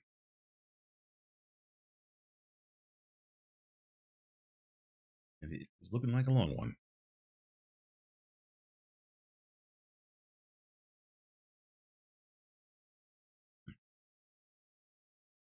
My present situation was one in which all voluntary thought was swallowed up and lost. I was hurried away by fury. Revenge alone endowed me with strength and composure. It molded my feelings and allowed me to be calculating and calm at periods when otherwise delirium or death would have been my portion. My first resolution was to quit Geneva forever. My country, which, when I was happy and beloved, was dear to me, now, in my adversity, became hateful. I provided myself with a sum of money, together with a few jewels which had belonged to my mother, and departed. And now my wanderings began, which are to cease but with life. I have traversed a vast portion of the earth, and have endured all the hardships which travelers in deserts and barbarous countries are wont to meet. How I have lived, I hardly know. Many times I have stretched my failing limbs upon sandy plain and prayed for death, but revenge kept me alive. I dared not die and leave my adversary in being. When I quitted Geneva, my first labor was to gain some clue by which I might trace the steps of my fiendish enemy. My plan was unsettled, and I wandered for many hours round the confines of the town, uncertain what path I should pursue. As night approached, I found myself at the entrance of the cemetery where William, Elizabeth, and my father reposed. I entered it and approached the tomb which marked their graves. Everything was silent except the leaves of the trees, which were greatly agitated by the wind. Night was nearly dark, and the scene would have been solemn and affecting even to an uninterested observer. The spirits of the departed seemed to flit about and cast a shadow, which was to be felt but not seen, around the head of the mourner. The deep grief which this scene had at first excited quickly gave way to rage and despair. They were dead, and I lived, and their murderer also lived, and to destroy him I must drag out my weary existence. I knelt on the grass and kissed the earth, and with quivering lips exclaimed, by the sacred earth on which I kneel, by the shades that wander near me, by the deep and eternal grief that I feel, I swear, and by thee, O night, and the spirits that preside over thee, to pursue the demon that caused this misery until he or I shall perish in mortal conflict. For this purpose I will preserve my life. To execute this dear revenge will I again behold the sun and tread the green herbage of earth, which otherwise should vanish from my eyes forever. And I call on you, spirits of the dead, and on you, wandering ministers of vengeance, to aid me and conduct me in my work. Let the cursed and hellish monster drink deep of agony. Let him feel the despair that now torments me. Begun my abjuration with solemnity and an awe which almost assured me that the shades of my murdered friends heard and approved of my devotion. The furies possessed me as I concluded, and rage choked my utterance. It was answered through the stillness of the night by a loud and fiendish laugh. It rung upon my ears long and heavily. The mountains re-echoed it, and I felt as if all hell surrounded me with mockery and laughter. Surely, in that moment, I should have been possessed by frenzy and have destroyed my miserable existence, but that my vow was heard and that I was reserved for vengeance. The laughter died away when a well-known bored voice, apparently close to my ear, addressed me in an audible whisper. I am satisfied, miserable wretch. You have determined to live, and I am satisfied. I darted towards the spot where the sound proceeded. The devil eluded my grasp. Suddenly the broad disk of the moon arose and shone full upon his ghastly and distorted shape as he fled with more than mortal speed. I pursued him, and for many months this has been my task. Guided by a slight clue, I followed from the windings of the Rhone. Vainly. The blue Mediterranean appeared, and by a strange chance I saw the fiend enter by night and hide himself in a vessel bound for the Black Sea. I took my passage in the same ship. He escaped, I know not how. Amidst the wilds of Tartary and Russia, although he still evaded me, I have ever followed in his track. Sometimes the peasants, scared by this horrid apparition, informed me of his path. Sometimes he himself, who feared that if I lost all trace of him, I should despair and die, left some mark to guide me. The snows descended on my head, and I saw the print of his huge step in the white plain. Virtue first entering on life, to whom care is new and agony unknown, how can you understand what I have felt and still feel? Cold, want, and fatigue were the least pains which I was destined to endure. I was cursed by some devil, and carried about with me my eternal hell. Yet still the spirit of good followed and directed my steps, and when I most murmured, would suddenly extricate from me would suddenly extricate from me a seemingly insurmountable difficulties. Sometimes, when nature, overcome by hunger, sunk into the under the exhaustion, a repast was prepared for me in the desert that restored and inspirited me. The fare was indeed coarse, such as the peasants of the country ate. I will not doubt that it was set there by the spirits that I invoked to aid me. Often, when all was dry, the heavens cloudless, and I was parched of thirst, a slight cloud would bedim the sky, shed the few drops that revived me, and vanish.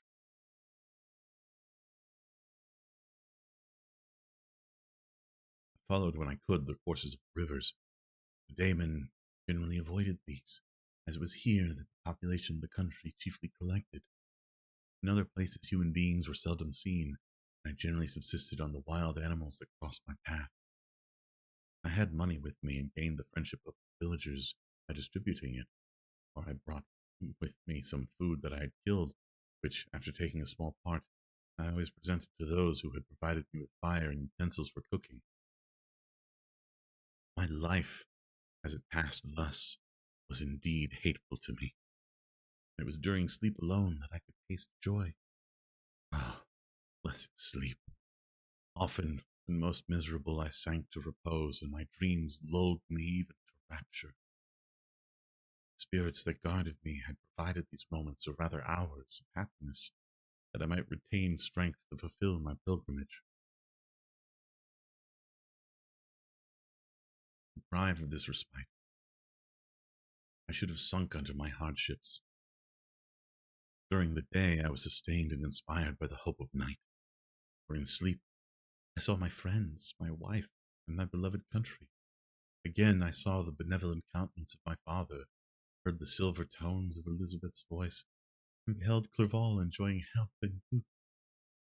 Often, when weary by a toilsome march, I persuaded myself that I was dreaming until night should come, and that I should then enjoy reality in the arms of my dearest friends. What agonizing fondness did I feel for them! How did I cling to their dear forms, as they sometimes haunted, as sometimes they haunted even my waking hours, and persuade myself that they still live. At such moments, vengeance that burned within me died in my heart, and I pursued my path towards destruction of the Daemon as more of a task enjoyed by heaven than as a mechanical impulse of some power of which I was unconscious, and as the ardent desire of my soul. What his feelings were, who I presumed, I cannot know. Sometimes, indeed, he left marks in writing on the barks of trees, or cut in stone, that guided me and instigated my fury. My reign is not yet over. These words were legible in one of his inscriptions. You live, and my power is complete. Follow me. I seek the everlasting ices of the north, where you will feel the misery and cold and frost to which I am impassive. You will find near this place, if you follow not too tardily, a dead hare. Eat and be refreshed. Come on, my enemy. We have yet. Adam. Come on, my enemy. We have yet to wrestle for our lives, but many hard and miserable hours must you endure until that period shall arrive. Scoffing devil, again I do vow vengeance, again I do devote thee, miserable fiend, to torture and death. Never will I give up my search until he or I perish. And then with what ecstasy shall I join my Elizabeth and my departed friends, who even now prepare for me the reward of my tedious toil and horrible pilgrimage. Apologies. Stormcloud was being a Stormcloud.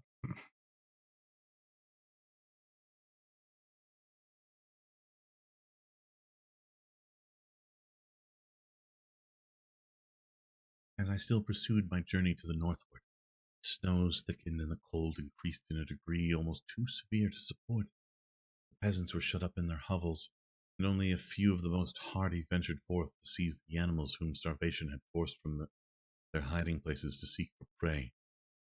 The rivers were covered with ice, and no fish could be procured, and thus I was cut off from my chief article of maintenance. The triumph of my enemy increased with the difficulty of my labors. One inscription that he left was in these words: "Prepare, your toils only begin. Wrap yourself in furs and provide food, for we shall enter upon a journey where your sufferings will satisfy my everlasting hatred."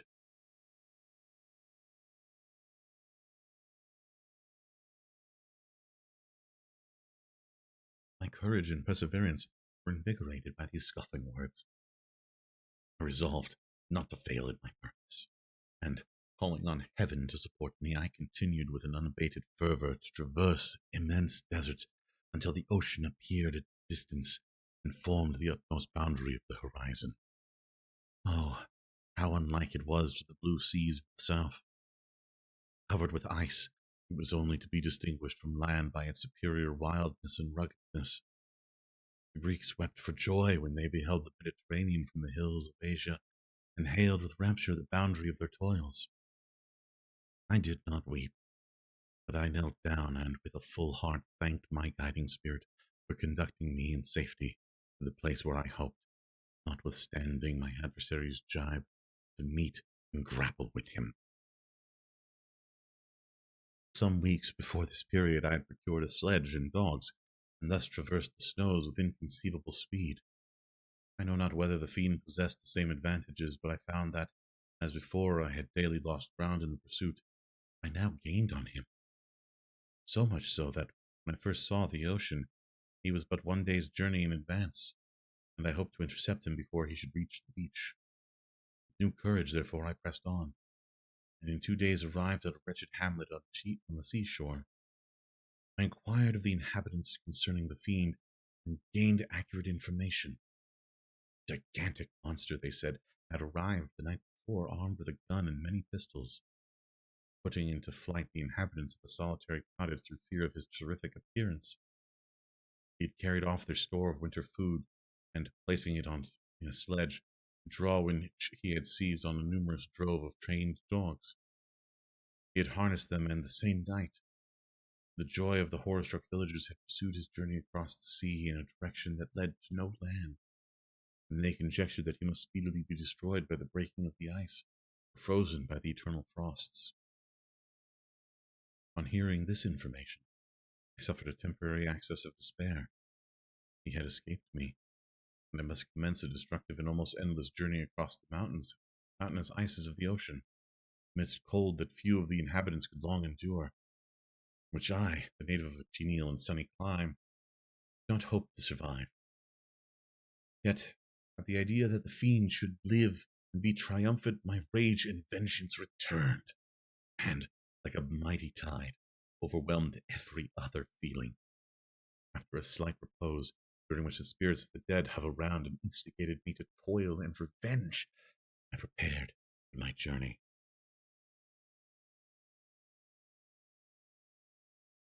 I exchanged my land sledge for one fashioned for the iniquities of the frozen ocean, and purchasing a plentiful stock of provisions, I departed from land. I cannot guess how many days have passed since then. I have endured misery which nothing but the eternal sentiment of a just retribution burning within my heart could have enabled me to support. Immense and rugged mountains of ice often barred up my passage, and I often heard the thunder of the ground sea which threatened my destruction. But again the frost came and made the paths of the sea secure. By the quantity of provision I had consumed, I should guess that I had passed 3 weeks in this journey. And the continual protraction of hope, turning back upon the heart, often wrung bitter drops of despondency and grief from my eyes. Despair had indeed almost secured her prey, and I should soon have sunk beneath this misery. Once, after the poor animals that conveyed me had, with incredible toil, gained the summit of a sloping ice mountain, and one, sinking under his fatigue, died, I viewed the expanse before me with anguish, and suddenly my eye caught a dark speck on the dusky plain. I strained my sight to discover what it could be, and uttered a wild cry of ecstasy when I distinguished a sledge and the distorted proportions of a well-known form within. Oh, With what a burning gush did hope visit my heart. Warm tears filled my eyes, which I hastily wiped away that they might not intercept the view I had of the daemon. But still my sight was dimmed by the burning drops, until, giving way to the emotions that oppressed me, I wept aloud. This was not the time for delay. I disencumbered the dogs of their dead companion, gave them a plentiful portion of food, and, after an hour's rest, it was absolutely necessary, and yet which was bitterly irksome to me, I continued my route. The sledge was still visible, nor did I again lose sight of it except at the moments from which, when for a short time of some ice rock concealed it with its intervening crags. I indeed perceptibly gained on it, and when, after nearly 2 days' journey, I beheld my enemy at no more than a mile distance, my heart bounded within me.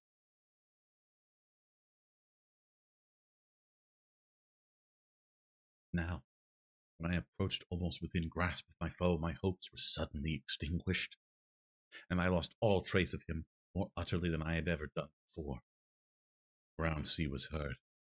The thunder of its progress as the waters rolled and swelled beneath me became every moment more ominous and terrific.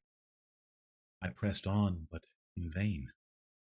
The wind arose, the sea roared, and, as with the mighty shock of an earthquake, it split and cracked with a tremendous and overwhelming sound.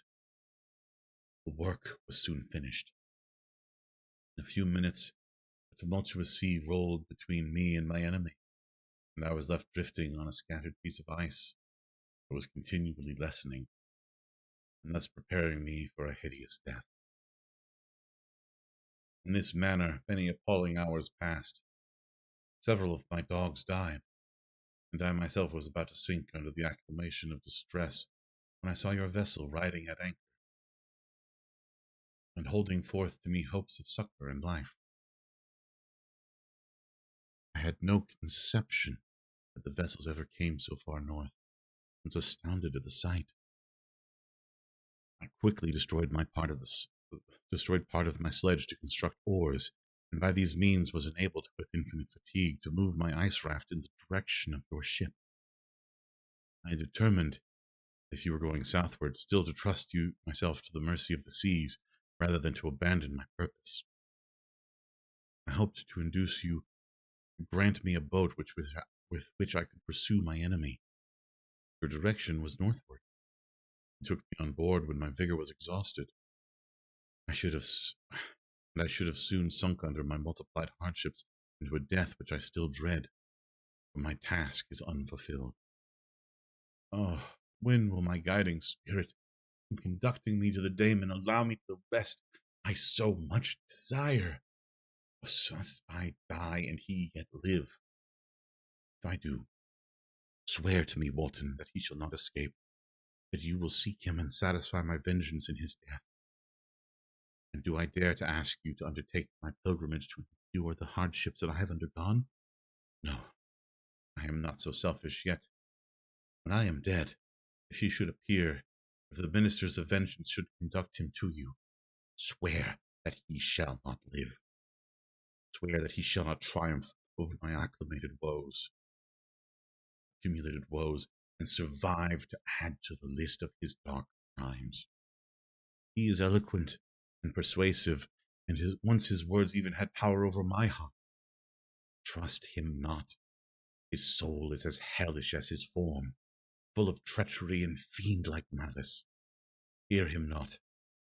Call on the names of William, Justine, Clerval, Elizabeth, my father, and of the wretched Victor, and thrust your sword into his heart. I will have a near and direct the steel aright. Walton, in his continuation, August 26, 17XX. You have read this strange and terrific story, Margaret, and do you not feel your blood congeal with horror like that which even now curdles mine? Sometimes, seized with sudden agony, he could not continue his tale.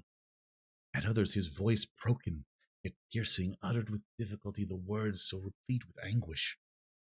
His fine and lovely eyes were now lighted with indignation, now subdued to downcast sorrow, and quenched in infinite wretchedness. Sometimes he commanded his countenance and tones, and related the most horrible incidents with a tranquil voice, suppressing every mark of agitation. Then, like a volcano bursting forth, his face would suddenly change to an expression of the wildest rage as he shrieked out imprecations on his persecutor. His tale is connected and told with an appearance of the simplest truth. Yet I own to you that the letters of Felix and Safie which he showed me, and the apparition of the monster seen from our ship, brought to me a greater conviction of the truth of his narrative than his asseverations, however earnest and connected. Such a monster that has then really existence. I cannot doubt it, but I am lost in surprise and admiration.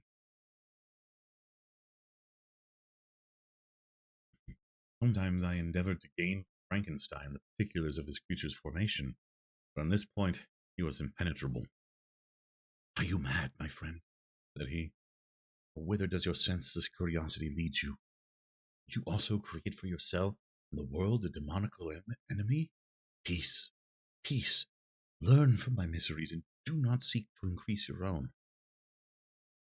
Frankenstein discovered that I made notes concerning his history. He asked to see them and then himself corrected and augmented them in many places, but principally in giving the life and spirit of the conversations he held with his enemy. Since you have preserved my narration, said he, I would not that a mutilated one should go down in posterity. Thus a week has passed away while I have listened to the strangest tale that have ever imagination formed. My thoughts and every feeling of my soul have been drunk up by the interest for my guest, which this tale and his own elevated and gentle manners have created. I wish to soothe him, yet I can counsel one so yet can I counsel one so infinitely miserable, so destitute of every hope of consolation to live? Oh no. The only joy he can now know will be when he composes his shattered spirit to the peace and death. Yet he enjoys one comfort, the offspring of solitude and delirium. He believes that, when in dreams he holds converse with his friends and derives from that communion consolation for his miseries and excitements to his vengeance. They are not the creations of his fancy, but the beings themselves who visit him from the regions of remote world.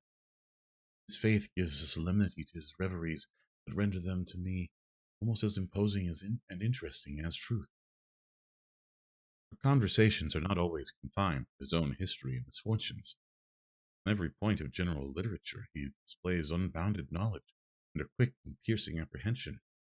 His eloquence is forcible and touching, nor can I hear him when he relates a pathetic incident or endeavors to move the passions of pity or love without tears. What a glorious creature must he have been in the days of his prosperity, when he is thus noble and godlike in ruin. He seems to feel his own worth and the greatness of his fall. When younger, said he, I believed myself destined for some great enterprise. My feelings are profound, but I possessed a coolness of judgment that fitted me for illustrious achievements. The sentiment of the worth of my nature supported me when others would have been oppressed. For I deemed it criminal to throw away in useless grief those talents that might be useful to my fellow creatures. When I reflected on the work I had completed, no less a one than the creation of a sensitive and rational animal, I could not rank myself with the herd of common projectors.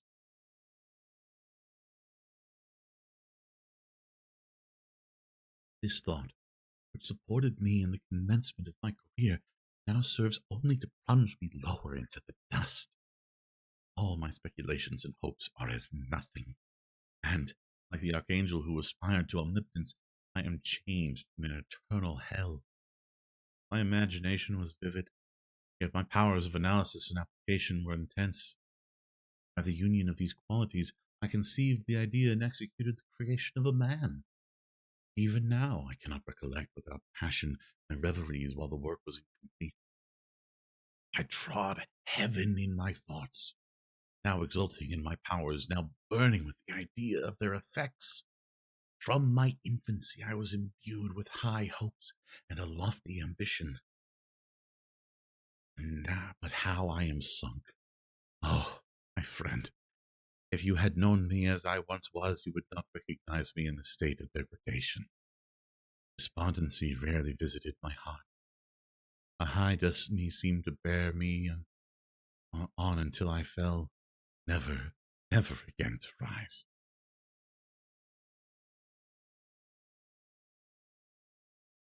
Must I then lose this admirable being? I have longed for a friend. I have sought one who would sympathize with and love me. Behold, on these desert seas I have found such a one, but I fear I have gained him only to know his value and lose him. I would reconcile him to life. He repulses the idea. I thank you, Walton, he said, for your kind intentions towards so miserable a wretch. When you speak of new ties and fresh affections, think you that any can replace those who are gone? Can any man be to me as Clerval was, or any woman another Elizabeth?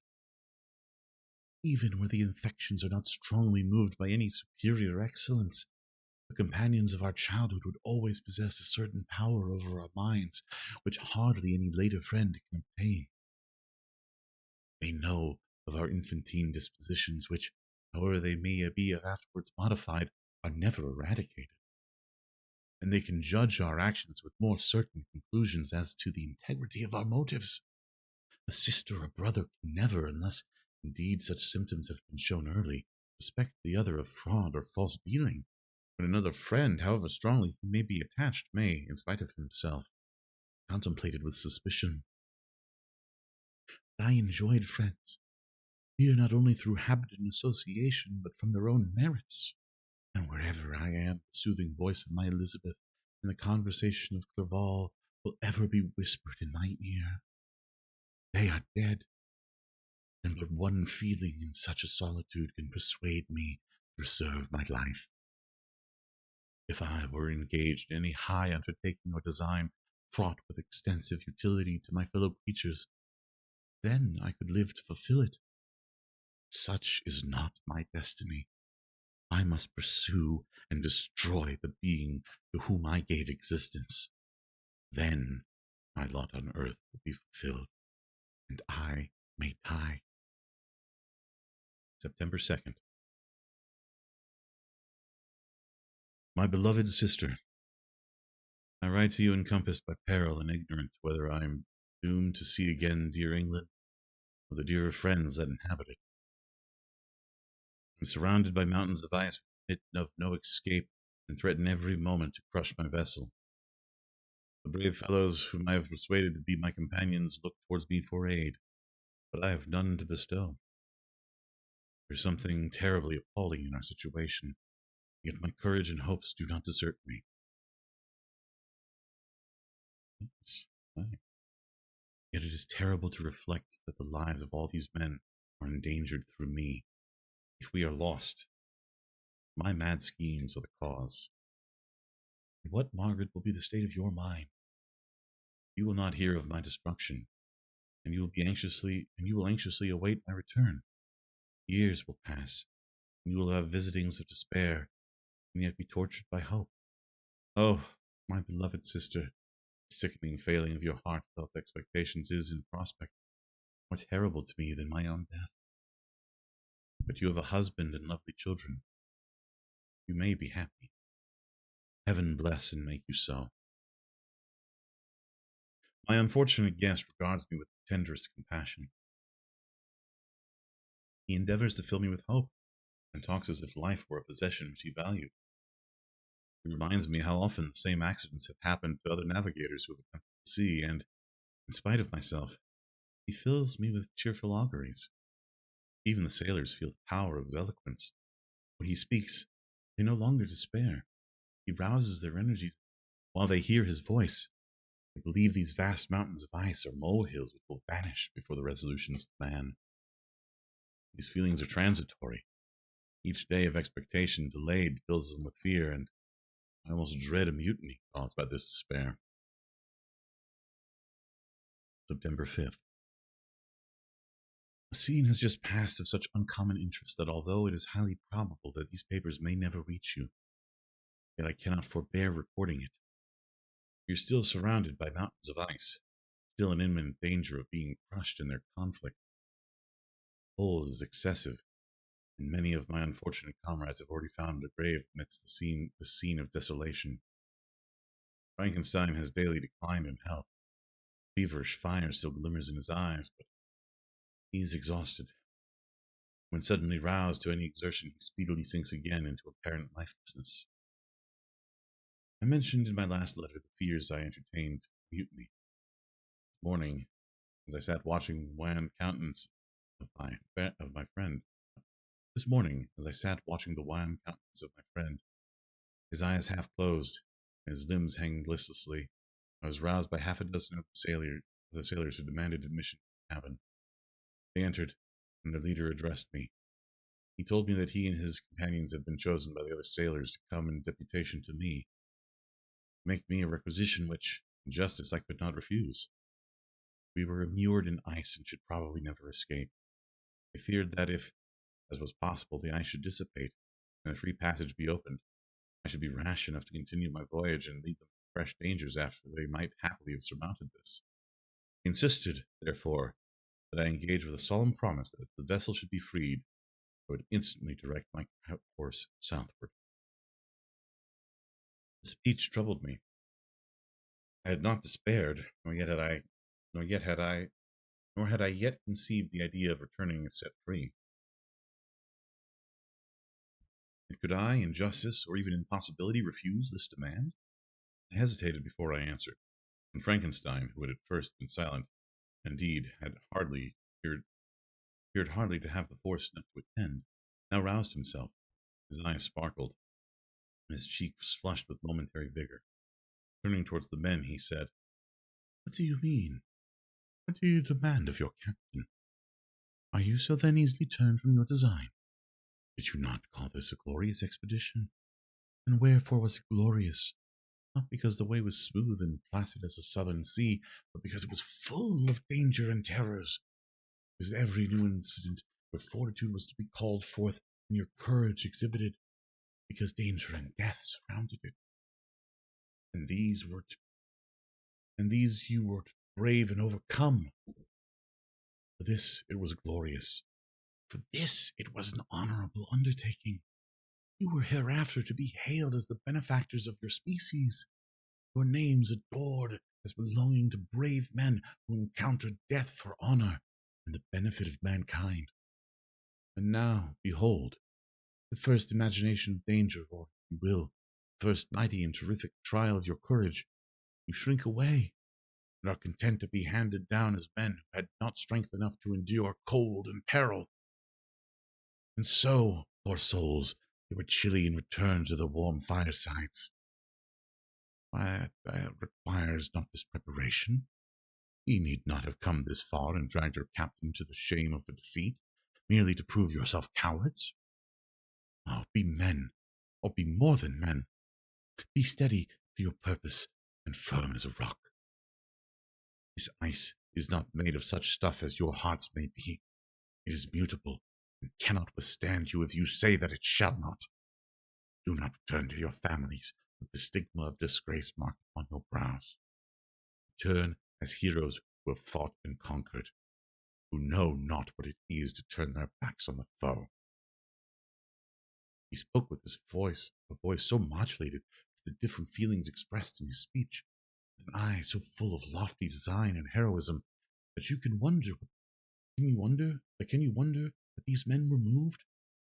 They looked at one another and were unable to reply.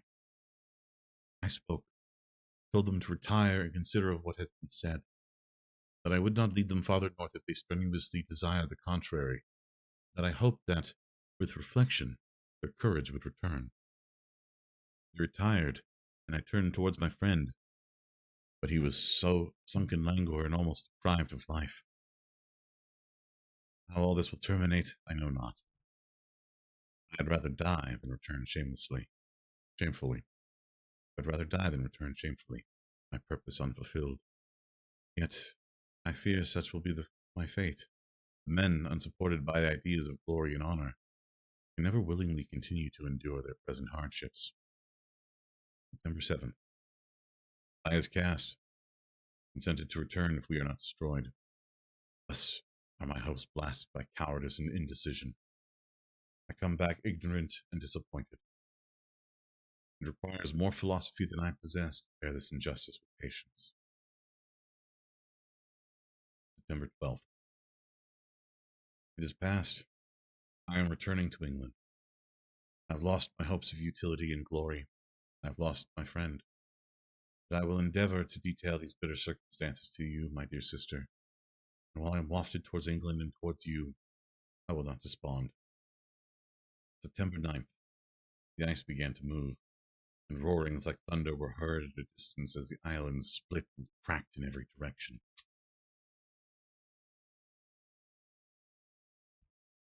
We were in most imminent peril, but as we could only remain passive, my chief attention was occupied by my unfortunate guest, whose illness increased in such a degree that he was entirely confined to his bed. The ice cracked behind us and was driven with force towards the north. A breeze sprung from the west, and on the 11th the passage towards the south became perfectly free. When the sailors saw this, and their return to their native country was apparently assured, a shout of tumultuous joy broke from them, and, loud and long continued, Frankenstein, who was dozing, awoke and asked the cause of the tumult. They shout, I said, because they will soon return to England. Do you then really return? Alas, yes. I cannot withstand their demands. I cannot lead them unwillingly to danger. We must return. Do so, if you will, but I will not. You may give up your purpose, but mine is assigned to me by heaven, and I dare not. I am weak, but surely the spirits who assist my vengeance will endow me with sufficient strength. Saying this, he endeavored to spring from the bed, but the exertion was too great for him. He fell back and fainted. It was long before he was restored, but I often thought that life was entirely extinct. At length he opened his eyes. He breathed with difficulty and was unable to speak. The surgeon gave him a comprising draught and ordered him to leave him undisturbed. In the meantime, he told me that my friend had certainly not many hours to live. His sentence was pronounced, and I could only grieve and be patient. I sat by his bed, watching him. His eyes were closed, and I thought he slept. But presently he called me in a feeble voice, and, bidding me come near, said, Alas, the strength I relied on is gone. I feel that I should soon die, and that he, my enemy and persecutor, may still be in being. Think not, Walton, that in these last moments of my existence I feel that burning hatred and ardent desire of revenge I once expressed, but I feel myself justified in desiring the death of my adversary. During these last days, I have been occupied in examining my past conduct, nor do I find it blamable. In a fit of enthusiastic madness, I created a rational creature, and was bound towards him to assure, as far as was in my power, his happiness and well-being. This was my duty, but there was another still paramount to that. My duty towards the beings of my own species had greater claims to my attention, because they included a greater proportion of happiness or misery. Urged by this view, I refused, and I did right in refusing, create a companion to the first creature. He showed unparalleled malignity and selfishness. In evil, he destroyed my friends. He devoted to destruction of beings who possessed exquisite sensations, happiness, and wisdom. Nor do I know where this thirst for vengeance may end. Miserable himself, that he may render no other wretched, he ought to die. The task of his destruction was mine, but I have failed. When actuated by selfish and vicious motives, I asked you to undertake my unfinished work, and I renew this request now, when I am only induced by reason and virtue. Yet I cannot ask you to renounce your country and friends to fulfill this task, and now that you are returning to England, you have little chance of meeting with him. But the consideration of these points, and the well balancing of what you may esteem your duties, I leave to you. My judgment and ideas are already disturbed by the near approach of death. I dare not ask you to do what I think right, for I may still be misled by passion. That he should live to be an instrument of mischief disturbs me. In other respects, this hour, when I momentarily expect my release, the only happy one which I have enjoyed in several years, the forms of the beloved dead flit before me, and I hasten to their arms. Farewell, Walton. Seek happiness and tranquility, and avoid ambition, even if it be only the apparent innocent one of distinguishing yourself in science and discoveries. Yet, why do I say this? I have myself been blasted in these hopes, yet another might succeed. His voice became fainter as he spoke. At length, exhausted by his effort, he sunk into silence. About half an hour afterwards, he attempted again to speak, but was unable. He pressed my hand feebly, and his eyes closed forever, while the irradiation of a gentle smile passed away from his lips. Margaret, what comment can I make on the untimely extinction of this glorious spirit? What can I say that will enable you to understand the depth of my sorrow? All that I should express would be inadequate and feeble. My tears flow, my mind is overshadowed by a cloud of disappointment. But I journey towards England. May there find consolation. I am interrupted. What do these sounds portend? It is midnight. The breeze blows fairly, and the watch on the deck scarcely stir. Again, there is a sound as of human voice, but hoarser. It comes from the cabin where the remains of Frankenstein still lie. I must rise and examine. Good night, my sister. Great God. What a scene has just taken place. I am yet dizzy with the remembrance of it. I hardly know whether I shall have the power to detail it, yet the tale which I have recorded would be incomplete without this final and wonderful catastrophe. I entered the cabin where lay the remains of my ill-fated and admirable friend. Over him hung a form which I cannot find words to describe, gigantic in stature, yet uncouth and distorted in its proportions.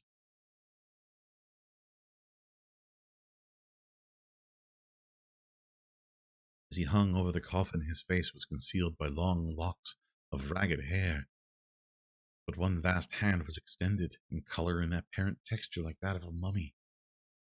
When he heard the sound of my approach, he ceased to utter exclamations of grief and horror, and sprung towards the window. Never could I behold a vision so horrible as his face, of such loathsome yet appalling hideousness. I shut my eyes involuntarily and endeavored to recollect what were my duties with regard to this destroyer. I called on him to stay. He paused, looking on me with wonder, and again, turning towards the lifeless form of his creator, he seemed to forget my presence, and every feature and gesture seemed instigated by the wildest rage of some uncontrollable passion. "That is also my victim," he exclaimed. "In his murder my crimes are consummated. The miserable series of my being is wound to its close. Oh, Frankenstein, generous and self-devoted being, what does it avail now that I ask thee to pardon me? I, who irretrievably destroyed thee by destroying all thou lovest. Alas, he is cold. He cannot answer me." His voice seemed suffocated, and my first impulses, which had suggested to me the duty of obeying the dying request of my friend and destroying his enemy, were now suspended by a mixture of curiosity and compassion. I approached this tremendous being, dared not again to raise my eyes to his face. There was something so scaring and unearthly in his ugliness. I attempted to speak, but the words died away on my lips.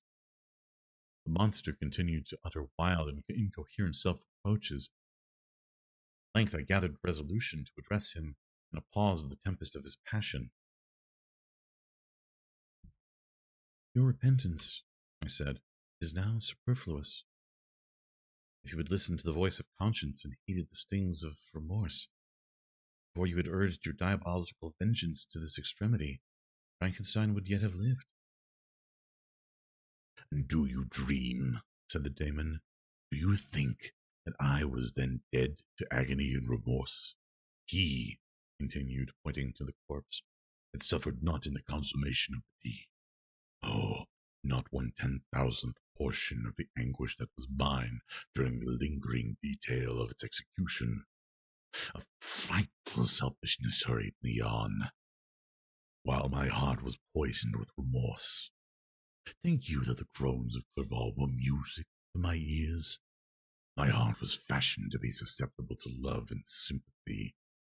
When wrenched by misery and vice to hatred, to misery to vice and hatred, did not endure the violence of change without tone, such as you cannot imagine. After the murder of Clerval, I returned to Switzerland heartbroken and overcome. I pitied Frankenstein. My pity amounted to horror. I abhorred myself. But when I discovered that he, the author at once of my existence and of its unspeakable torments, dared to hope for happiness, while he accumulated wretchedness and despair upon me, he sought his own enjoyment in feelings and passions from the indulgence of which I was forever barred. An impotent envy and bitter indignation filled me with an insatiable thirst for vengeance. I recollected my threat and resolved that it should be accomplished. I knew that I was preparing myself for deadly torture, and I was the slave, not the master, of an impulse which I detested, yet could not disobey. Yet, when she died, then I was not miserable. I had cast off all feeling, subdued all anguish to riot in the excess of my despair. Evil thenceforth became my good. Urged thus far, I had no choice but to adapt my nature to an element which I had willingly chosen. The completion of my demoniacal design to become an insatiable passion. Now it is ended. There is my last victim. At first touched by the expressions of his misery, yet, when I called to mind what Frankenstein had said of his powers of eloquence and persuasion, and when I again cast my eyes on the lifeless form of my friend, indignation was rekindled within me. Wretch, I said, it is well within you to come. It is well that you come here to whine over the desolation that you have made. You throw a torch into a pile of buildings, and they are consumed. You sit among the ruins and lament the fall. Hypocritical fiend! If he whom you mourn still lived, still would he be the object. Again would he become the prey of your accursed vengeance. It is not pity you feel. You lament only because the victim of your malignity is withdrawn from your power. Oh, it is not thus, interrupted the being. Yet such must be the impression conveyed to you by what appears to be the purport of my actions. Yet I seek not a fellow feeling in my misery. No sympathy may I ever find. When I first sought it, it was the love of virtue, the feelings of happiness and affection with which my whole being overflowed, that I wished to be participated. Now that virtue has become to me as shadow, that happiness and affection are turned into bitter and loathing despair. In what should I seek for sympathy? I am content to suffer alone, while my suffering shall endure. When I die, I am well satisfied that abhorrence and opprobrium should load my memory. Once my fancy was soothed by dreams of virtue, of fame, and of enjoyment. Once I falsely hoped to meet with beings who, pardoning my outward form, would love me for the excellent qualities which I was capable of unfolding.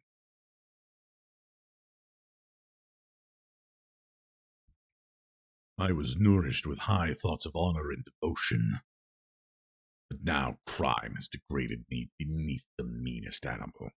No guilt, no mischief, no malignity, no misery can be found comparable to mine. When I run over the frightful catalogue of my sins, I cannot believe that I am the same creature whose thoughts were once filled with sublime and transcendent visions of the beauty and with the beauty, visions of the beauty and the majesty of goodness. It is even so. A fallen angel becomes a malignant devil. Yet even that enemy of God and man has friends and associates in his desolation. I am alone. You, who call Frankenstein your friend, seem to have knowledge of my crime and his misfortunes. But in the detail which he gave you, he could not sum up the hours and months of misery which I endured, wasting in impotent passions. For while I destroyed his hopes, I did not satisfy my own desires. They were forever ardent and craving. Still, I desired love and fellowship, and I was still spurned. Was there no injustice in this? Am I to be thought the only criminal when all humankind sinned against me? Why do you not hate Felix, who drove his friend from his door with contumely? Why do you not execrate the rustic who sought to destroy the savior of his child? Nay, these are virtuous and immaculate beings. I, the miserable and abandoned, I am an abortion to be spurned at and kicked and trampled on. Even now, my blood boils at the recollection of this injustice. It is true that I am a wretch. I have murdered the lovely and the helpless. I have strangled the innocent as they slept, and grasped to death with his throat, who never injured me or any other living being. I have devoted my Creator, the select specimen of all that is worthy of love and admiration among men, to misery. I have pursued him even to that immediate, irredeemable ruin. There he lies, white and cold in death. You hate me, but your abhorrence cannot equal that which I regard myself. I look on the hands which executed the deed. I think on the heart in which the imagination of it was conceived. For long the moment when these hands will meet my eyes, and that imagination will haunt my thoughts no more.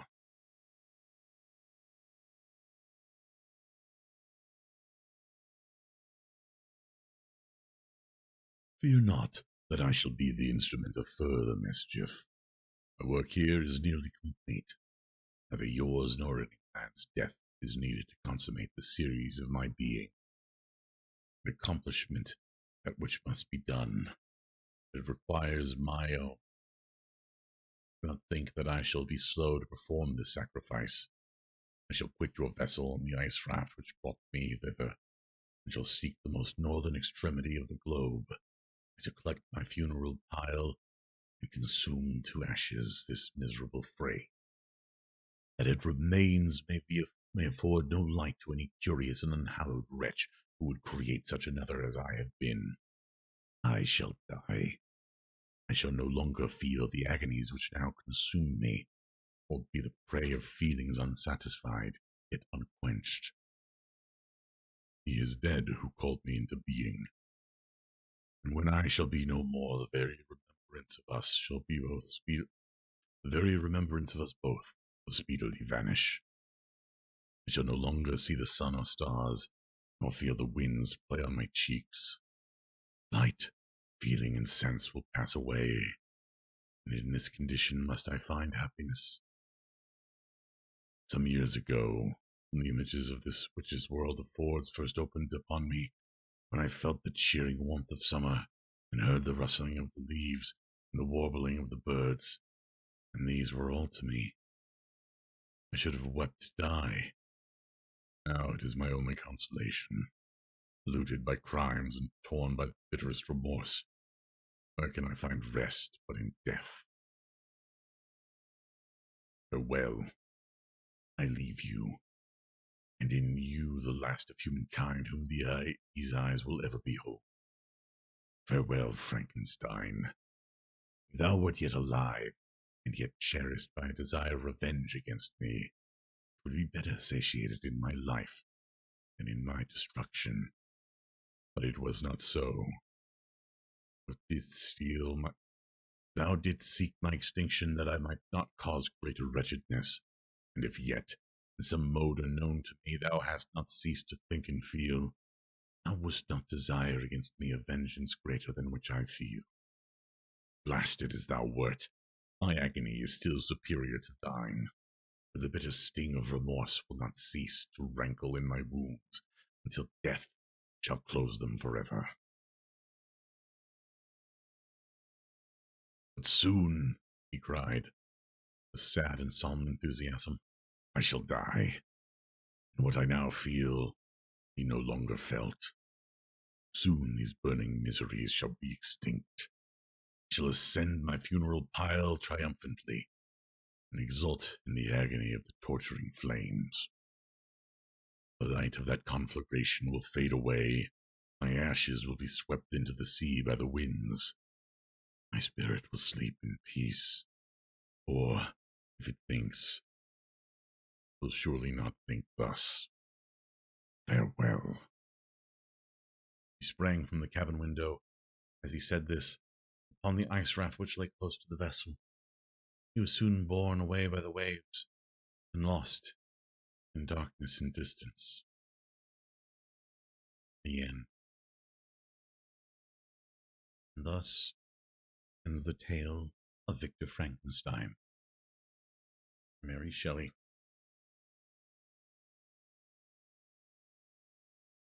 Thank you all for taking the time to listen and to enjoy this. I hope you all had a wonderful time.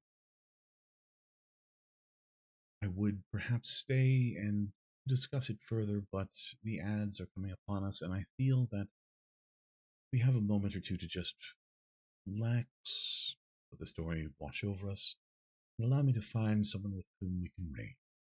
You're very welcome, Jam. I will here turn on the Twitch alerts. It is a good book. There's some parts where obviously things did not perhaps age well,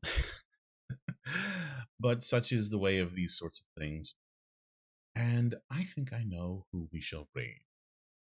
Let's see here.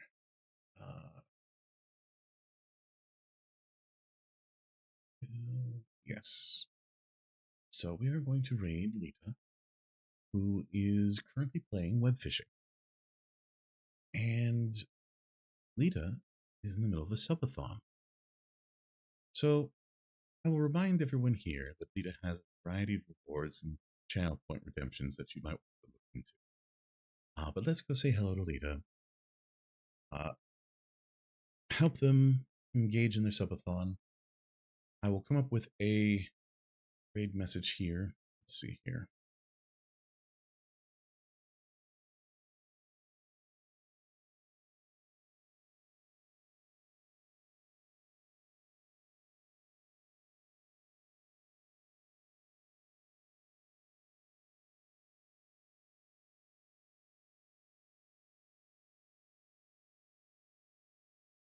Okay, so here's our raid message for today.